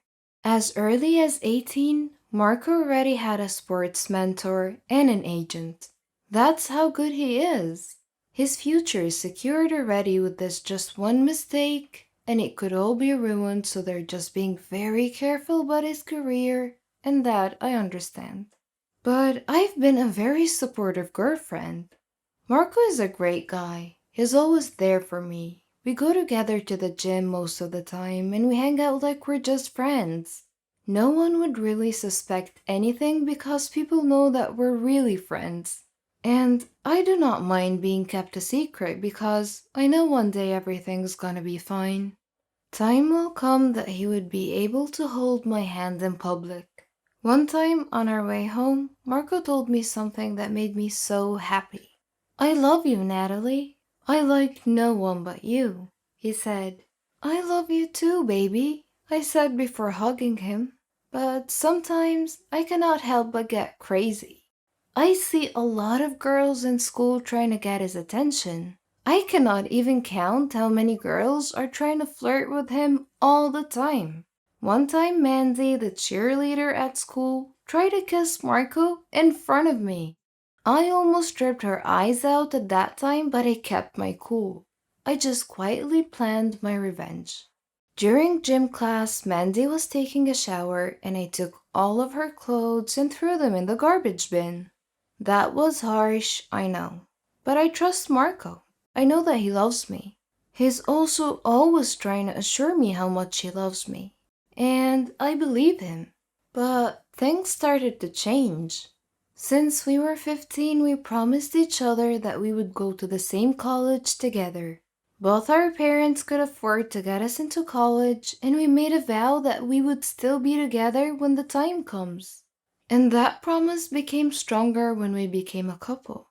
But 6 months ago, my father got into an accident, and he had a spinal injury that made him have difficulty walking. My dad stopped working. I had to apply for a part-time job because my mom could not afford our daily expenses on her own. And due to that scenario, my college fund got in danger. College is expensive. That's why I'm helping my mom save up for it.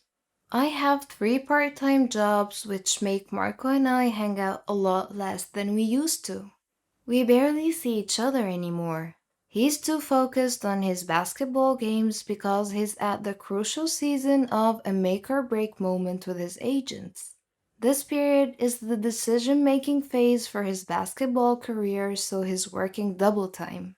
Whenever we hang out to watch a movie, either he falls asleep halfway or I do.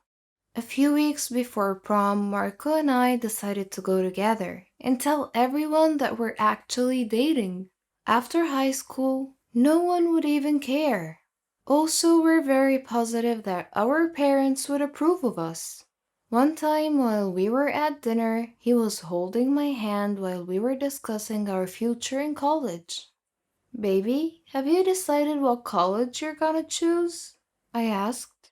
He told me that he chose the most expensive college in his choices. And that got me upset. How can I go to that college? Even if I work twice as hard as I do now, I can never afford that one. That night, we had a fight. After that, our fights became more and more frequent. We rarely hang out, and when we did, we fought all the time. But I love him, and I know he's got a big game coming up.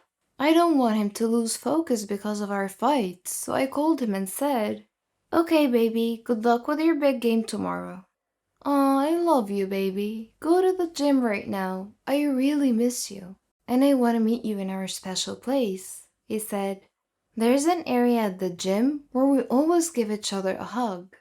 I hurriedly went to the gym, but my mood was changed when I saw Mandy throwing herself at Marco again. I got so pissed. When I was near enough, I heard what she was asking Marco.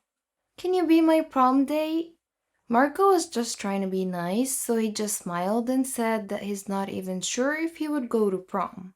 "Of course he will," Mandy said. "I think I know what will change your mind." She tried to kiss him. Mandy tried kissing my boyfriend in front of me. I grabbed Mandy's hair, and a big cat fight started. "Get off of me, you loser," she said. People at the gym managed to stop us, but my blood was still boiling. I was not thinking clear. I was just so freaking mad that I gave Mandy a big, solid punch in the face, but she dodged, and my fist landed on Marco's face. Next thing I know, I was at the principal's office. I almost got expelled, but I got into detention instead, making me miss one of my part-time jobs. When I reported to my part-time job at the coffee shop, my boss got really angry at me because it was an opening and I should have been there. And so he fired me. I tried to ask for a second chance, but he just yelled at me, so I just left. I wanted to cry, but it would do me no good. I went home and I gave my mom a super tight hug. I did not notice that we had a visitor. Apparently, it's the lawyer of Marco's family, and they're filing a restraining order against me. Marco was still in the hospital because I broke his nose. His parents and agent were so angry because of what happened. He would miss his big game. Although I'm sure that there would be a lot of chances for Marco, a missed chance is still a missed chance. I felt so bad. I went to my room. It's the only place where I could talk to Marco and apologize. But Marco was not there. Maybe he's still in the hospital. I don't know. I fell asleep, and after a couple of hours, I got up, wrote a note, and as I looked at Marco's window, I saw that it was closed. Maybe his mother did put up a curtain or something. I tried calling him, but my number was blocked. I also got blocked from all his social media. 4 days before prom is Marco's birthday. I really would like to see him and be able to greet him, but I have a restraining order, so I cannot exactly just come near him. I don't want to get arrested. That is not gonna look good on my college application. There would be a big party at Marco's house, and I really want to see him and be able to greet him, so maybe I would just sneak into his room. The night came, and there were a lot of popular kids in Marco's house. I wore a black hoodie like a criminal, and so far, I was successful. Nobody has seen me yet. I was friends with one of their maids, and she let me sneak into the kitchen door, and while the people were getting crazy drunk, I slowly went into Marco's room and waited for him there. I was glad when I heard someone open the door, but I was shocked to see Mandy and Marco together. I'm not sure if he was drunk or drugged or whatever, but I'm sure that it was not the Marco that I know. Nonetheless, it hurt. And stupid me, I hid under his bed.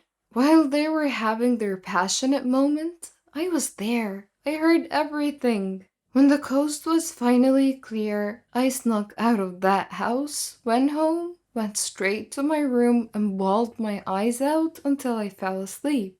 The next day, I decided to go to the gym to get some happy hormones pumping up. I'm not the type of person to sulk and whine around. Yes, I'm sad, but my life does not need to revolve around misery. I also figured that maybe the gym owner could give me a part-time job since I already lost mine. But then, when I arrived at the gym, two policemen approached me. The ones I was telling you about at the beginning of my story. They asked me a few questions about my whereabouts the night of Marco's birthday. But I refused to answer because I knew I could get arrested for violating my restraining order. I would like to answer when my lawyer is present, I said. The next day, my mother accompanied me with my cousin, who's a lawyer, and she helped me answer the questions where it would not compromise any legal issues whatsoever. I started wondering why I feel like they're making too much of a big deal out of this restraining order. But then I was struck to my very core to find out that Mandy was dead. Her body was found lifeless floating on the surface of Marco's pool. The mental images of Marco and Mandy together kept flashing through my head, so I unconsciously yelled, "Stop!" My lawyer said that they consider me as one of the suspects because few people, including the maid, testified that they saw me sneak into Marco's room that night despite the restraining order. But I didn't do anything, I swear. They advised me to stay inside our house and not go anywhere, even at school, as long as the case has not been sorted out. A few hours later, I was in my room, and I saw Marco opening his curtain, and he was signaling to me as if asking for help. Then I heard 3 gunshots. I saw blood on his window. "Marco!" I screamed in disbelief. I hurriedly went downstairs and I saw the police and an ambulance. I asked my mom what happened, but she was speechless about the scenario. I went outside and my mom was not able to stop me. I ran inside Marco's house where his parents saw me. The police tried to stop me, but his parents signaled to the police that it was okay. I tried to go into Marco's room. The moment he saw me, he gave me the biggest and tightest hug ever. I saw his agent dead, and the police carrying the body away from Marco's room. Marco was shaking. I waited for a couple of hours before we could talk. We were having coffee, both covered in blankets, outside at their porch, and he started telling me what happened. "Listen, I'm really sorry that I got with Mandy. I was drugged," he said. He told me that he figured out his agent was a double agent. That man was just trying to ruin his career because he's actually the agent and the father of the basketball superstar of our rival school. His agent accidentally killed Mandy when she did not agree with the plan of blackmailing Marco with his private pictures. Mandy destroyed her phone where the scandal was, and the agent started strangling Mandy till they fell into the pool. She didn't know how to swim, and the agent just left her there to drown. I felt so bad about what happened to Mandy. But on the bright side, the agent paid with his own life. Marco figured it all out because he would not let me go to jail. When the agent knew that Marco already knew the truth, he pulled out a gun. But Marco was able to alert his parents to call the police. Marco also explained to his parents that I'm his girlfriend and not a crazy stalker. We're just hiding it because we don't want anyone to get upset given what's at stake about his career.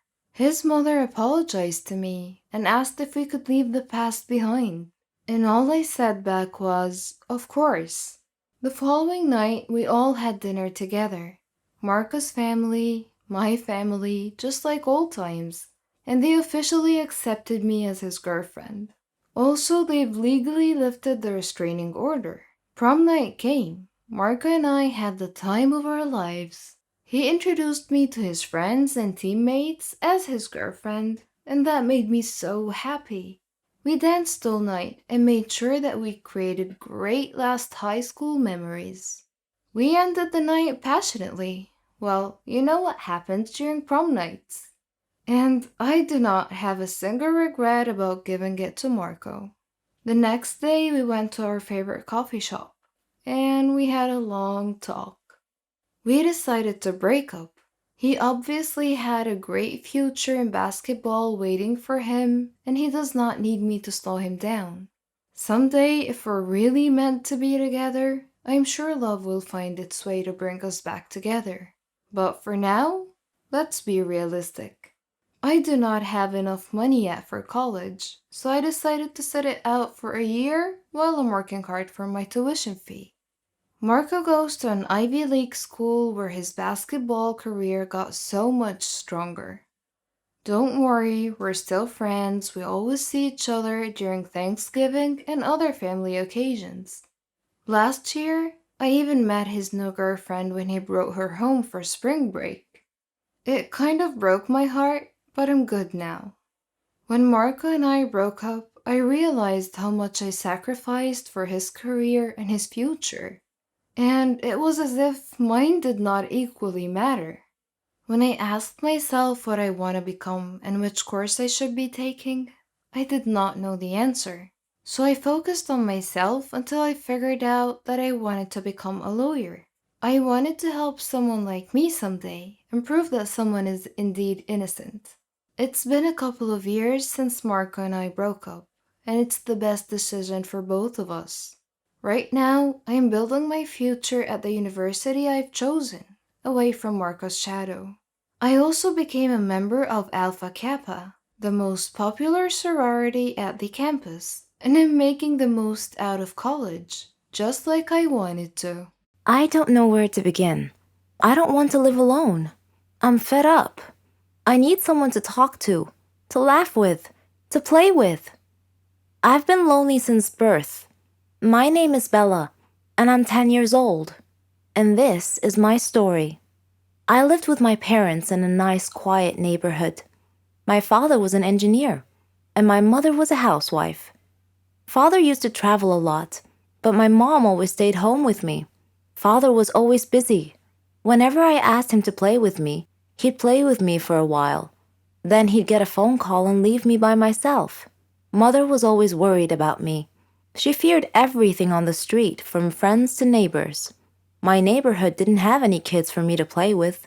My parents used to fight a lot. I often saw Mother with her face colored blackish blue. Whenever I would ask her about it, she wouldn't reply. I didn't have any friends because Mother didn't want me to have any. I guess she was afraid they would hurt me. I don't know.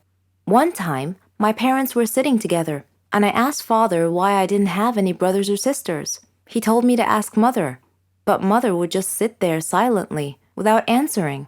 Later, there came a time when Father grabbed Mother and began beating her. I tried to pull him away from her, screaming, "Leave her alone! Let her go!" He slapped me hard, and I fell down. The last thing I heard before I lost consciousness was my mom screaming. I woke up later in the hospital to see my mom crying. She asked me if I was okay, and I nodded. When we returned home, my father wasn't there. I asked Mom where he was, but she simply said that he left on a very long business trip. I was feeling a little sad, but Mom surprised me with a doll. This was the first time that Mom had ever given me a doll. She said that doll would be like my little sister. I hugged it tightly and said to it, "Nancy, you and I are going to be the best sisters ever." Mom often left me with Nancy when she had to go out to do business. It was okay, though. I felt that Nancy could understand me whenever I spoke to her. Time passed quickly.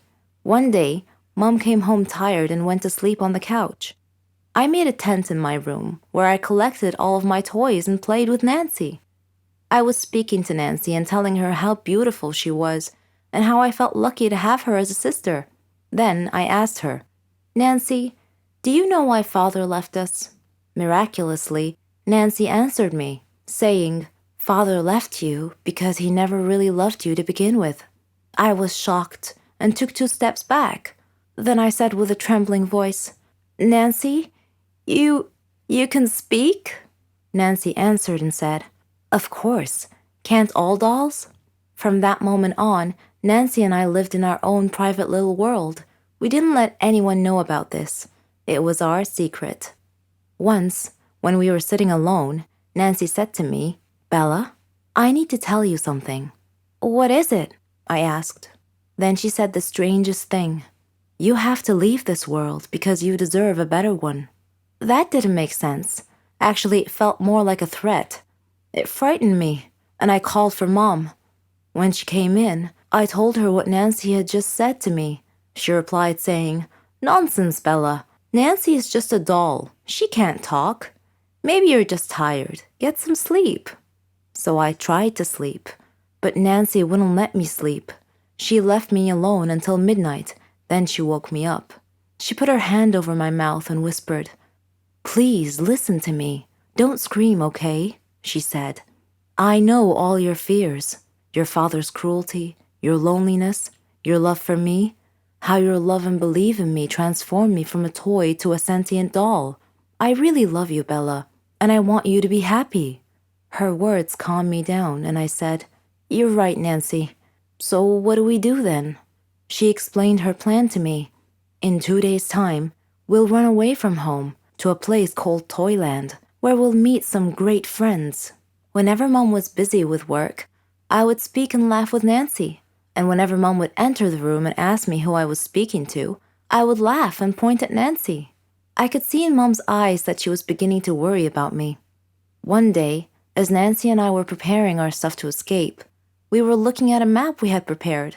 Then, unexpectedly, Mom came into the room. She saw the map and asked me about it. I looked at Nancy, and she gestured with her eyes that I shouldn't say anything. Seeing this, Mom took Nancy and threw her into the trash can. I screamed and pleaded. That was all I remember. Hi, my name is Laura. I'm 23 years old, and I teach art. I recently got married to the love of my life, Norman. I considered him my friend, my brother, my son, and my husband. We loved to prank each other, even after we got married. For instance, one time, I turned off all the lights in the apartment, dressed up as a monster, and scared the living daylights out of him when he came back from the store. Another time, he damaged my car. I put mayonnaise on his toast. I did worry sometimes that our jokes might go too far. I mean, he did get really mad at me once. He stopped talking to me for 2 days, even though I apologized profusely many times. After that, our pranks sort of stopped. I figured our pranking days were over. About a month later, I returned home to find a letter on the floor. I opened it and read it. "If you don't pay us 100,000 by Friday, we will kill Norman." I smiled. Norman was pranking me again. When he returned home, I hugged him and showed him his prank letter. He read it carefully, and his brow furrowed. He appeared seriously frightened and swore that this was not part of any prank. He told me that we needed to leave town as soon as possible. I asked him why, and he told me that before he married me, he had stolen a gold statue from a motorcycle gang. I asked him why he couldn't just return it with an apology, and he told me that the statue was worth a lot of money and could make us really wealthy. That night, an armed masked burglar broke into our apartment and confronted us with a gun. He said to Norman, "Hello, Norman, long time no see. You need to choose between the statue or your wife. Choose now." Norman was hesitant. Then he steadfastly said, "I can't give up the statue. Take my wife." The masked man turned towards me. He pointed the gun at me in a threatening manner. I was frantic. I was staring at Norman in shock. Suddenly, the masked man ripped off his mask. It was Keanu, Norman's brother. Norman sat down, laughing so hard he could hardly stop to breathe. Between laughs, he said, "This is payback for the last prank of yours. I was so mad at him that day, but it's all right. He doesn't know what I have planned for him." Being famous is a dream for most people, but achieving this particular dream is not easy. It takes a lot of perseverance, and maybe even some luck. Listen to my story. My name is Rona, and I'm 18 years old. I live with my mom and my sister. My dad passed away long ago. We live in a very poor neighborhood, where drug dealing and death are everywhere. My mom is a nurse, but even so, her salary is barely enough to make ends meet. I have always wanted a better life. I often admired famous people, like singers and actors, and I imagined myself living in their world of fame and glamour. What I would give to be a famous person like them. I had a dream. I wanted to be a clothes designer or a fashion model. I would draw different styles of clothes and stand in front of the mirror, posing like a model. I just knew that my clothes would fit perfectly. But here's the thing. I wasn't thin enough to be a model. This was the obstacle between me and my dream, so I decided to go on a diet while searching for a job. One day, I read the news about some famous clothes designer and learned that a fashion show was going to be held near my area soon. Within a week, they would be holding an audition to select some local models, so I saw an opportunity to enter the competition, get selected as a model, and make my dream come true. I did everything I could to lose weight.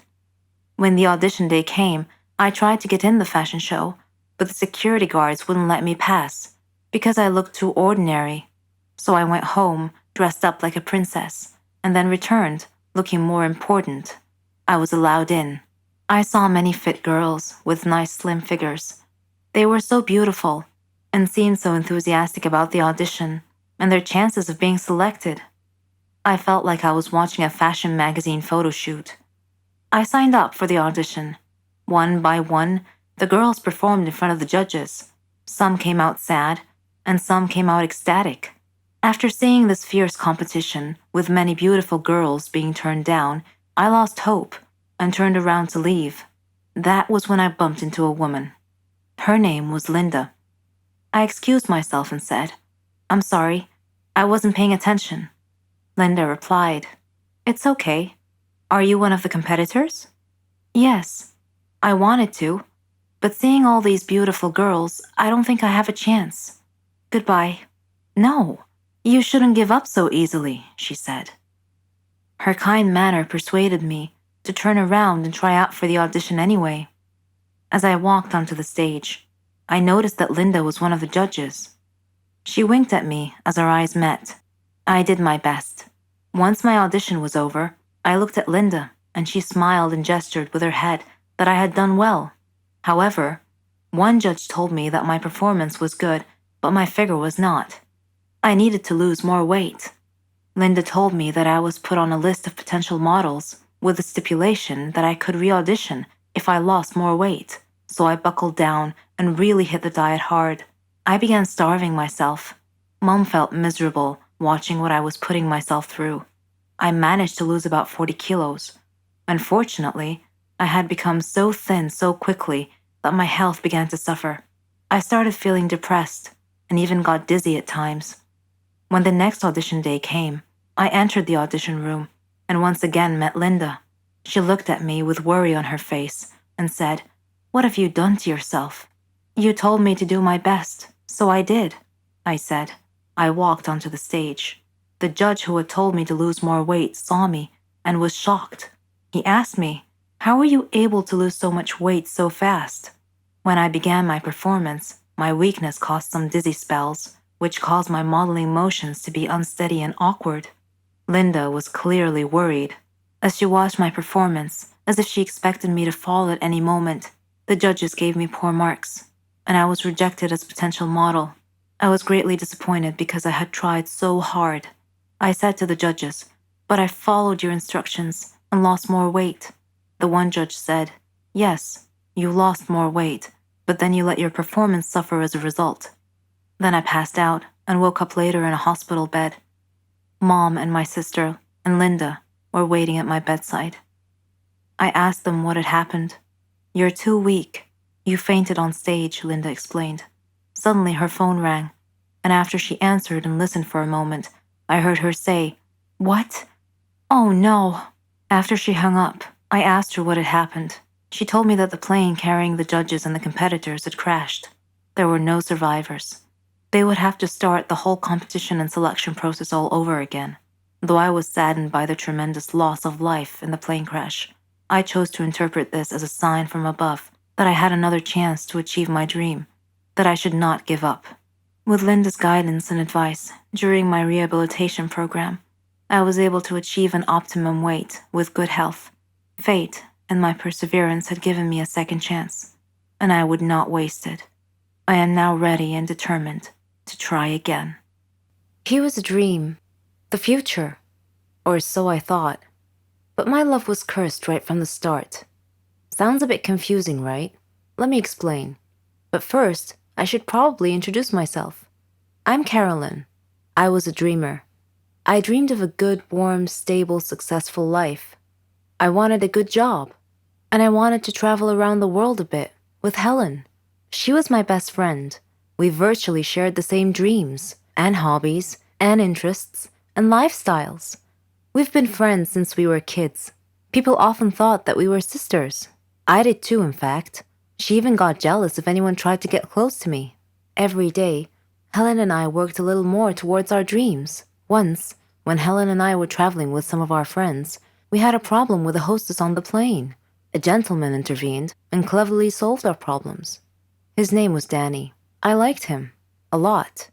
I thought about him often. But whenever I talked to Helen about him, she told me that he was not as amazing as I seemed to think he was. Coincidentally, I met him again at a party of a mutual friend. We talked together till daylight. I told Helen about our encounter, and she expressed her wishes that my love story would have a happy ending. I similarly told her that I hoped she would find the love of her life someday too. Everything would be okay, we figured. Then, one day, I received a letter in our mailbox. It was in weird handwriting, as if the writer had written it with a trembling hand. I opened it curiously. It said that my love for Danny would become a curse if I didn't give him up and get him out of my life. What nonsense, I thought. Whose idea of a silly joke was this? I immediately called Danny and Helen to tell them about the letter. Danny laughed, but Helen was worried and suggested that I should be careful from now on. That same day, Danny had a horrible car accident, but fortunately he wasn't hurt. A detective investigating the case determined that his car brakes had been tampered with. In another incident, a car almost hit me, but it swerved away at the last minute. When I mentioned this incident to Danny, he tried to calm me down and told me to just forget about it. He gave me a beautiful bracelet as a present and proposed. We got engaged, and I couldn't have been happier. I wanted to show the bracelet to Helen, but somehow I seemed to have lost it. I couldn't find it anywhere. Anyway, when I told Helen about his proposal, she was thrilled for me. I spent days shopping for just the right wedding dress. I was so busy with preparations that I forgot all about the ominous letter. I went to the wedding hall early to make sure that everything was ready and prepared. Helen was helping me, and Danny kept calling me to make sure I was all right. Suddenly, the lights went out. I called out to Helen, worried that she might have tripped and fallen when the lights were out. When the lights came back on, Helen had fainted, and my dress had disappeared. I screamed to the ceiling, "What do you want from me? Leave me alone!" Suddenly, Danny appeared out of nowhere and asked me what had happened. I told him then and there that we must break off our engagement, otherwise the curse the letter mentioned might injure someone or cause someone to die. Then Helen came to and tried to calm me down. She told me to go to the car and that she would get our stuff and follow me. I loved Danny and wanted to marry him, but now I was seriously worried that this curse threat might actually be real. Helen came back carrying a bag and a large suitcase and told Danny not to worry, that she would drive me home and then call him to tell him that we had arrived safely. I was still crying, and Helen was trying to calm me down. When we arrived home, I noticed something strange. Helen was carrying a bag that was partially open, and I glimpsed a piece of clothing stuffed into it. It looked exactly like my dress. I opened the bag and found that it was my dress. I confronted Helen and demanded to know how my missing dress ended up in her bag. I clearly caught her red-handed, and she was unable to answer coherently. I realized at that moment that the source of the so-called curse was Helen. "Helen," I said, "how dare you do this to me? I thought we were like sisters to each other." She replied icily, with a glare that I saw for the first time. She said that she fell in love with Danny just as I did, but he chose me instead of her, and that she hated me for it. She said she won him over and got him to love her instead. Then they both tried to scare me into calling off the wedding so that she and Danny could be together.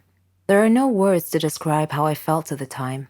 I replied in a similar tone, I told her that I don't ever want to see her again, or Danny. Neither of them mattered anymore. I never did see Helen or Danny after that day. I'm on a Caribbean island now, sipping on a cocktail. I read in the paper that Danny and Helen had announced their engagement. I'm thinking about what wedding present I should give them, as a surprise. Our feelings are always hard to control. We are humans after all. Sometimes we do things we can't explain, just because we feel that way. I had a student named Daniel, a sweet and innocent child. I was prepared to do anything for him, but don't judge me just yet. First, let me tell you my story. My name is Jolene. I'm a 21-year-old math teacher at a primary school. I live with my sister and my mother. My house was next to the school where I work. I love teaching, and I like teaching the students in creative ways. They loved me, and I loved them. Daniel was a special student, though. Our story began at the start of the new year. It was the first day of school. I missed all my students over the summer break. I missed them so much that I stood by the door to welcome them back. Before I started my first lesson, Mr. Smith, the student affairs officer, knocked on the class door, with Daniel hiding behind his back. Mr. Smith greeted the class and asked them to greet Daniel, but Daniel was too shy and didn't move. So I went over to him to take him by the hand, but he pulled his hand away, which embarrassed Mr. Smith. I asked him to greet his classmates, so he went and he stood in front of the class and he said, "Hello, I am Daniel." Then he went and he sat at the very back of the class. He didn't talk much with the other kids. He didn't like to interact with anyone. Daniel always looked sad, and I thought to myself, he's only 8. What could possibly have made him that way? I tried to get close to him, but he resisted all my efforts. Sometimes he looked like he was hiding some big secret, and later on, I learned what it was. One night, when I was surfing the social media, I came across a horrible news story about a jealous husband killing his wife and another man right in front of his son. The child had been none other than my new student Daniel. Reading that sad story, I started understanding why Daniel was acting that way. I decided to try brightening his life a little. Every day, I would buy a small present and put it on his desk. At first, it had no effect, but slowly he came to love that. During break time, I would sit beside him, and we would share food together. I would get him involved in class activities. On his birthday, I arranged a surprise party with his class, his grandmother, and myself. He was so happy that day. After the party, he hugged me and he told me that he loved me. I hugged him tightly. He was not just a student to me. I treated him like he was my own son. He told me that he wanted to call me mother, and that made me so happy. After his grandmother died, he came to live with me. We faced a lot of problems together, but I followed his success in life with pride. Daniel is all grown up now. He's graduating from the Faculty of Engineering. I am so proud of what he has made of himself.